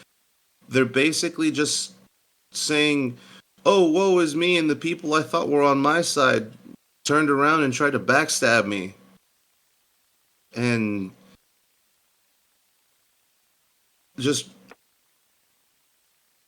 ending it with a quote of, "When we have the power to judge and our judgments have consequences, what do we owe one another?" Bruh. I don't know, you shit. Exactly. That's some fucking hammer and sickle level brain dead logic. Oh man, let's see. Joyous Dragon goes on ahead to explain this has little to do with Sweet Baby or whatever sins people perceive it's guilty of. At worst, just crappy writing, but I think we could stand to be a lot more charitable about people's feelings and intentions on this site. Yeah, no. Like I said multiple times, fuck your feelings. I want shit that's good. Yeah. Like, And like, yeah, see, like Mr. C here has a reply to Joyous Dragon's response. Doesn't change the fact she threw her brother under the bus for internet clout just because she later on life felt bad about it. Yeah, you committed the freaking action and you can't take it back now, dumbass. yep. You do the deeds, you live with them afterwards. There ain't no escaping that shit. Yeah, man, this is fucking insane. Oh, what's this? Make Anti de Nuevo Steam group. No one cares. Make Anti Sweet Baby. Yeah. Yeah, it's pretty wild how they went on the offensive for that one. Yeah. That's I think. Keep going. no, I'm still reeling. Like what a fucking shit show. Sorry, it's I just know this is a lot. like wasn't it like first Gamergate stemmed from a Japanese woman? This time it was a like Brazilian man? Like the fuck, man. Yeah. I see the post you sent me about Grums, the last thing in this docket before we can end it. Remember I called out exactly what would happen with Sweet Baby. We are now on step 7. Yep. And let's see, this is in Cyrillic. Okay, CT and Yoka or something. This is step by step what happened and will happen again in Gamergate. And it's just Grum's own account. Narrative formula. Step 1, do something terrible and wrong. Step 2, get called out. Step 3, get journalist friends to write hit pieces. Step 4, paint yourself as a victim. Step 5, dox the people doing nothing wrong except to point out what you are doing as a warning to other witnesses. Step 6, make up a bunch of fake incidents to false flag things when you don't have anything real to point you. Step 7, get Wikipedia to write an entry in your favor using your journalist friends as factual sources. Yeah, why am I not surprised? Yeah, and it's Not that it's like going to work. it's actively happening like with Wikipedia even, dude, even right now. Like it Yep. is a major shit show. Sorry, I'm just this it's still like what the fuck, man. Yeah, no, this is completely fucked 6 ways from Sunday, and it's. I'm just surprised that this has gotten to such a point that the freaking government's involved. Yeah. This has like, granted, then again, it's like at the same time, what is it?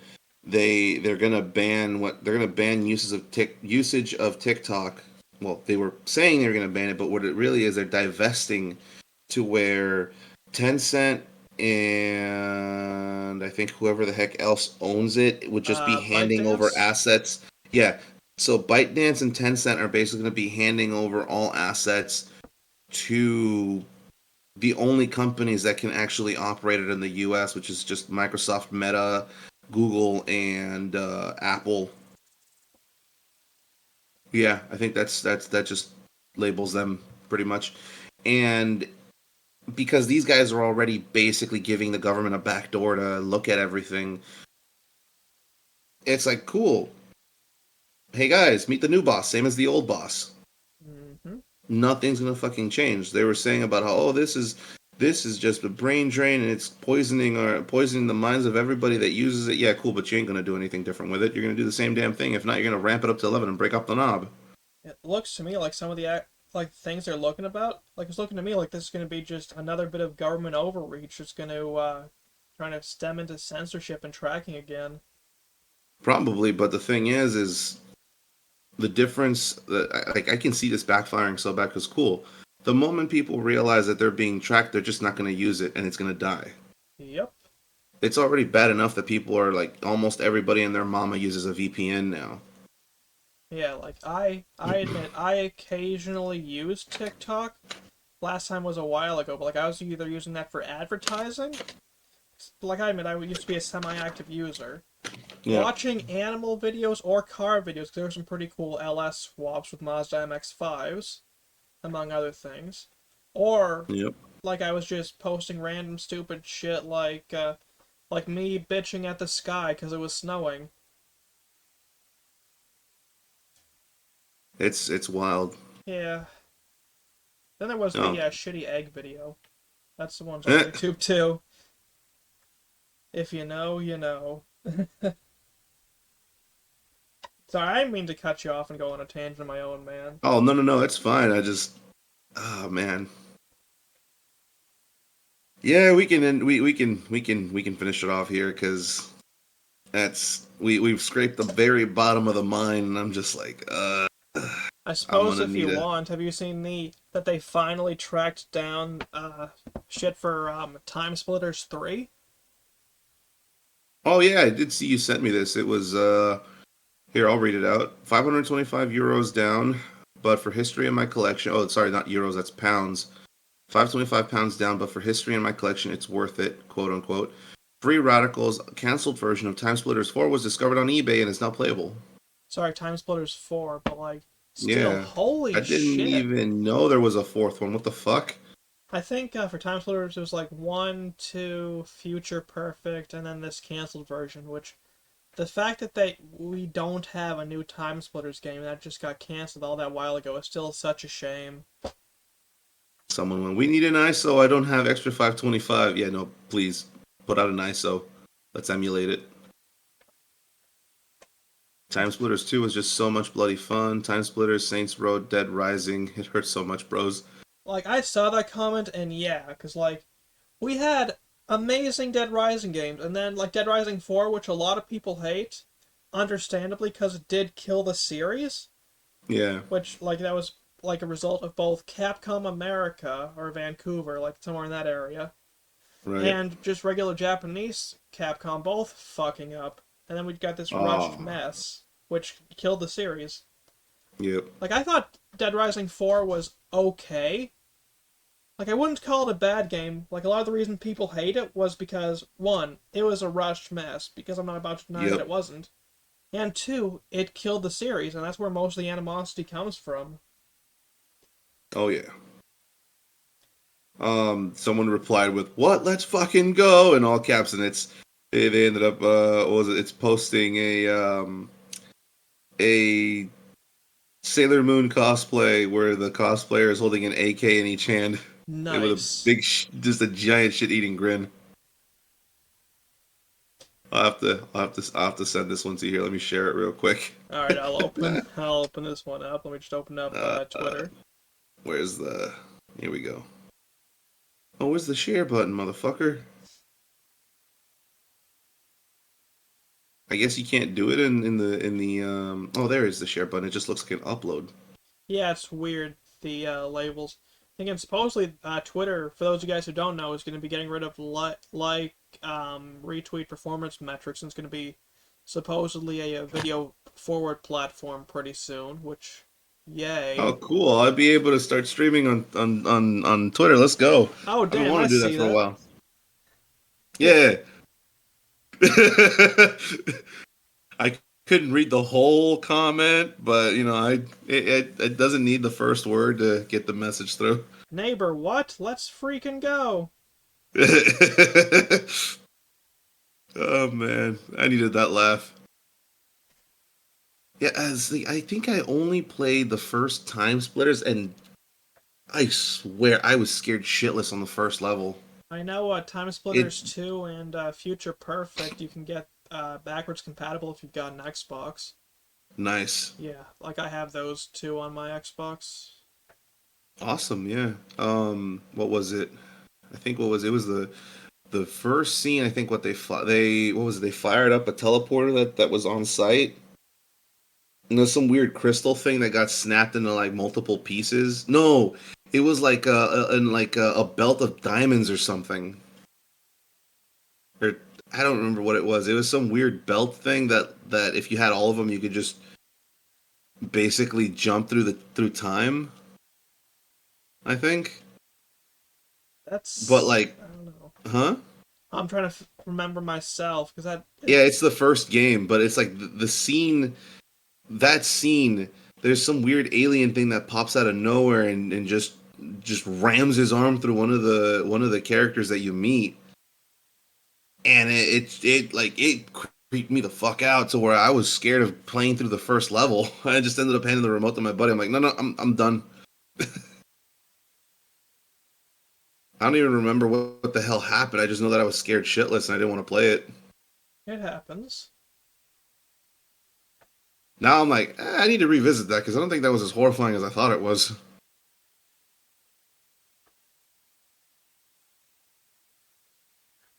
Fair enough.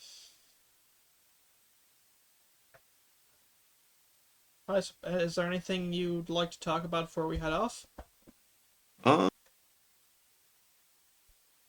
Yeah, actually, because there was some interesting deep dives that I got into today. Okay. Um, And it's just like advice for anyone that's like going through a hard time or wondering what the hell's going on. To be honest, like if you're on social media or if you're on, YouTube or Twitch and Kick or anything and you just think, "Oh wow, everything's going to shit." In all actuality, kinda. But it's not like, "Oh, the end is nigh" type deal. There's just we're in the part of the cycle where the people that are fucking things up are in the driver's seat. But that's not always going to be the thing. The most you can do is go out, do your thing, get paid, come back home, stock up, you know, do what you can to just be prepared for literally anything. And just, do something for yourself, do something for the people you love, and just, this isn't a go touch grass. This is me literally giving you the advice of don't let what you're seeing on the screen be the reason that you feel like you need to give up. Because trust me, there is a lot that you're disregarding that is giving you more than enough reason to stick around. Because whether or not whether or not you can acknowledge it right now, you're having a fun ride, and you just got to learn to laugh at the absurdity of some things, and learn to enjoy the stuff that you enjoy, Yep. and it'll help you stick around for a long while. Yeah, that's pretty much it. Pretty good note to end it on, I'd say. Whoops, that was terrible fucking phrasing. I Um, thought it was pretty. I thought it was pretty on point. eh, I didn't see anything wrong with it. fair enough. Is there any projects you're working on at this current point that you'd like folks to know about? Uh, no, just because I haven't been able to get this one project off the ground yet, and it's gonna be something that's gonna take time because I have to still finish.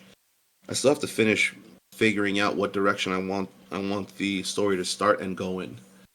Because I've got the concepts already figured out. I just need to get around to actually storyboarding how everything needs to play out and whether or not I just want to have this thing be either a radio drama or actually make this into a full blown video game. Just because I'm very much at the point where I'm thinking if it's this easy for someone to fuck up a video game, how hard can it actually be to make one? And since I already have a story that I want to do, why not just turn that into a video game? Mm-hmm. Makes sense. Yeah. What about yourself? You got anything going on? Not particularly. I mean, there is an update to the whole Spectrum situation. Yeah, you did tell me about that. Yeah, for those of you guys who aren't aware, where I've been fighting with Spectrum, they just finally like on Saturday there was one tech who came, little pissy, very clearly didn't want to be here, slam shit around, very much half-assed it. So I called the guy who was working, who gave me his number. This was the I guess one of the head honchos for tech for Spectrum. Really nice guy. Let him know the situation. He was like, all right, I'll have another guy out for you on Monday. So fast forward to yesterday, and two crews came, one in a bucket truck, or two guys came, one in a bucket truck, one just a regular Spectrum truck, and they came. We got a new router, but they also redid the line all the way from the pole to the house because there was apparently major water damage and other issues. Nice. And now that's all been sorted. Like they stayed for like 3-ish hours, and like we were even doing speed tests and whatnot just to make sure everything was stable, perfectly working. And now shit theoretically seems to be working fine. Like I might actually be able to start live streaming again, which would be nice. Yeah. And if Twitter does actually become that video forward, so to speak, platform, like I actually wouldn't mind doing shit on there. Cause Oh, like neither would I. Oh, Because like I've no, you're fine, dude. Like, cause I've done YouTube, I've done Kick, and I've done Twitch. I also did that defunct Microsoft live streaming site, which I don't remember the name of. Like for a lot of these, like until 2021, I was doing on a 100 megabit connection, which that only had like 5 or 6 upload, but that was enough for what I was doing. And Gotcha. like I'd love to see like if Twitter does halfway decent, I actually wouldn't mind like moving some live stream shit to there just to see, where my shit's actually working now, just to see if Yeah, a lot of Twitter people are is any. excited for that. Yeah. But my issue is like, have you seen the different X Premium, whatever the fuck they call that shit, plans? Nah, no, I haven't. Like, I will actually open them up and read them out to you. Let me just. Is Yep. it premium or pro? Like, there's 3 different tiers. There's basic, which gives you access to editing your posts, longer posts, undo posts, longer videos, top articles, reader, background video playback, download videos, small reply boost, as well as quote unquote encrypted direct messages and SMS two-factor authentication, as well as app icons, customization, bookmark folders, blah blah blah, shit like that. You can also apparently hide your likes, subscriptions, and you can have a highlights tab. And then that's $4. Next tier up, which is $11, is most of the same shit from the other articles, except once you pay $11, you can get paid to post, you get creator subscriptions, X Pro, Media Studio Analytics, plus you get your check mark, encrypted direct messages, ID verification, blah blah blah, and then if you pay 22 a month, you get all the same shit as before, plus Grok Early Access, whatever the hell Grok is. It's their on-site AI. Plus no ads for you and viewing, and the quote unquote largest reply boost. Plus you get to write articles. I guess that's the last bit of bells and whistles. Like Yeah.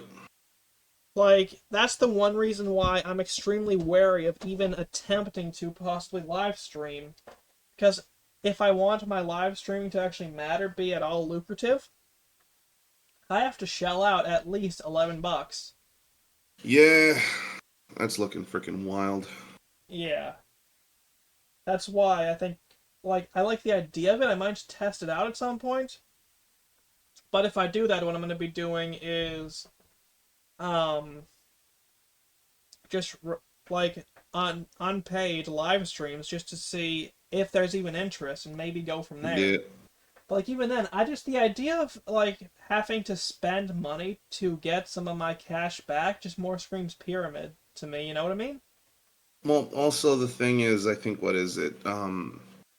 There was also like a research that was done a few months ago where um was it Mr. Beast has was started doing like a marketing campaign, and the whole idea was that they were testing out X or Twitter's AdSense revenue, and essentially someone did the math and went, even for someone as big as Mr. Beast, it is not fucking worth it to run AdSense on Twitter because the ROI is just not worth it. It's not there.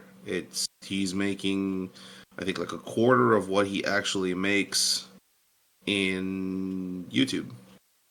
That honestly does not surprise me. Yeah. So he basically has to like quadruple up his efforts, and only then he's just making a fraction. Even if he does quadruple his efforts, it's just going to be a fraction of what he's making anyway off of YouTube.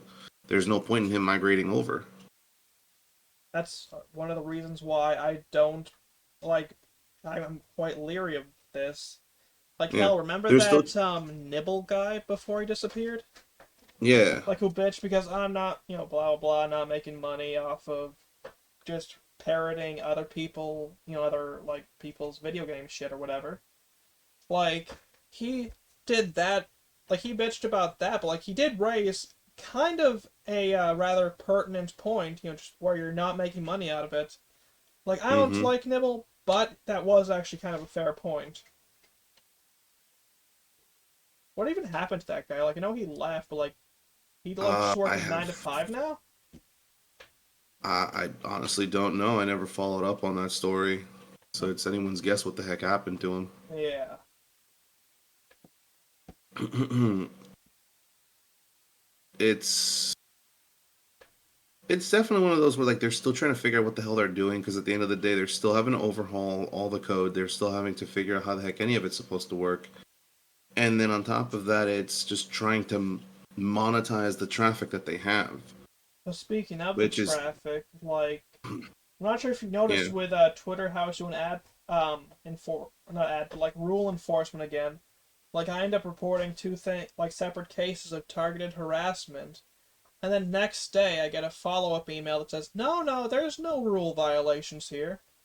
Oh, that's fucking amazing. Oh yeah, like we're getting back to like Jack Dorsey era Twitter rule enforcement again. Starting to see Yeah, bans go out again. there was some chatter that apparently, which I don't know why the hell this happened, and it could be that someone went behind Musk's back and did this, but Brazil issued a law that basically says, hey, if you use this type of language, you're basically guilty of a crime, which for Twitter means they have to start banning people. Yep. So when this was brought to Musk's attention, he went, okay, this is regarding that Brazilian court case. We're going to fix this right now because that's not supposed to be happening at all. But it was already happening whether or not he knew. So his own company made him look like an ass. It's honestly unsurprising. Like, the more Yep. that hell site changes, the more it stays exactly the same. Yep.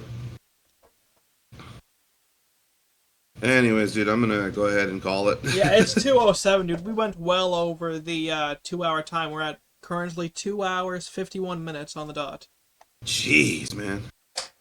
Oh, yeah. Alrighty, well, goodbye, folks. Have a good one.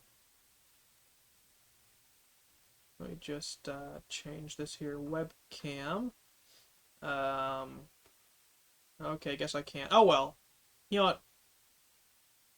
Did I really just keep screwing up that? Oh, well, fuck it. Um, Thank you guys for watching StarchCast on the Tater Mountain. If you'd like to see more, hit that like button, hit the subscribe button, hit the bell icon, leave a comment. I'd love to get some more interaction from y'all, especially where this seems to be where y'all are at. Y'all seem to love this. I love flapping my jaws with friends. Sounds like a win-win to me. But yeah, if you guys want to talk, hit me up either in my personal emails or in the comments. But either way, have a good one. I'll see you guys soon. Or later. I suppose it just depends on the day, huh? But yeah, have a good one. Talk to y'all soon. Or not. I suppose we'll find out. Now let me actually shut up because I'm extremely stoned. And I'm just going to go to bed because it's 2:09 a.m. It is late as hell. I can't believe I spent like half a Nickelback album like screwing holes into my fucking microwave so I could turn that shit into a projector shelf. Oh well. Either way, I'm flapping my jaws again. I'm just gonna shut the fuck up. Have a good one.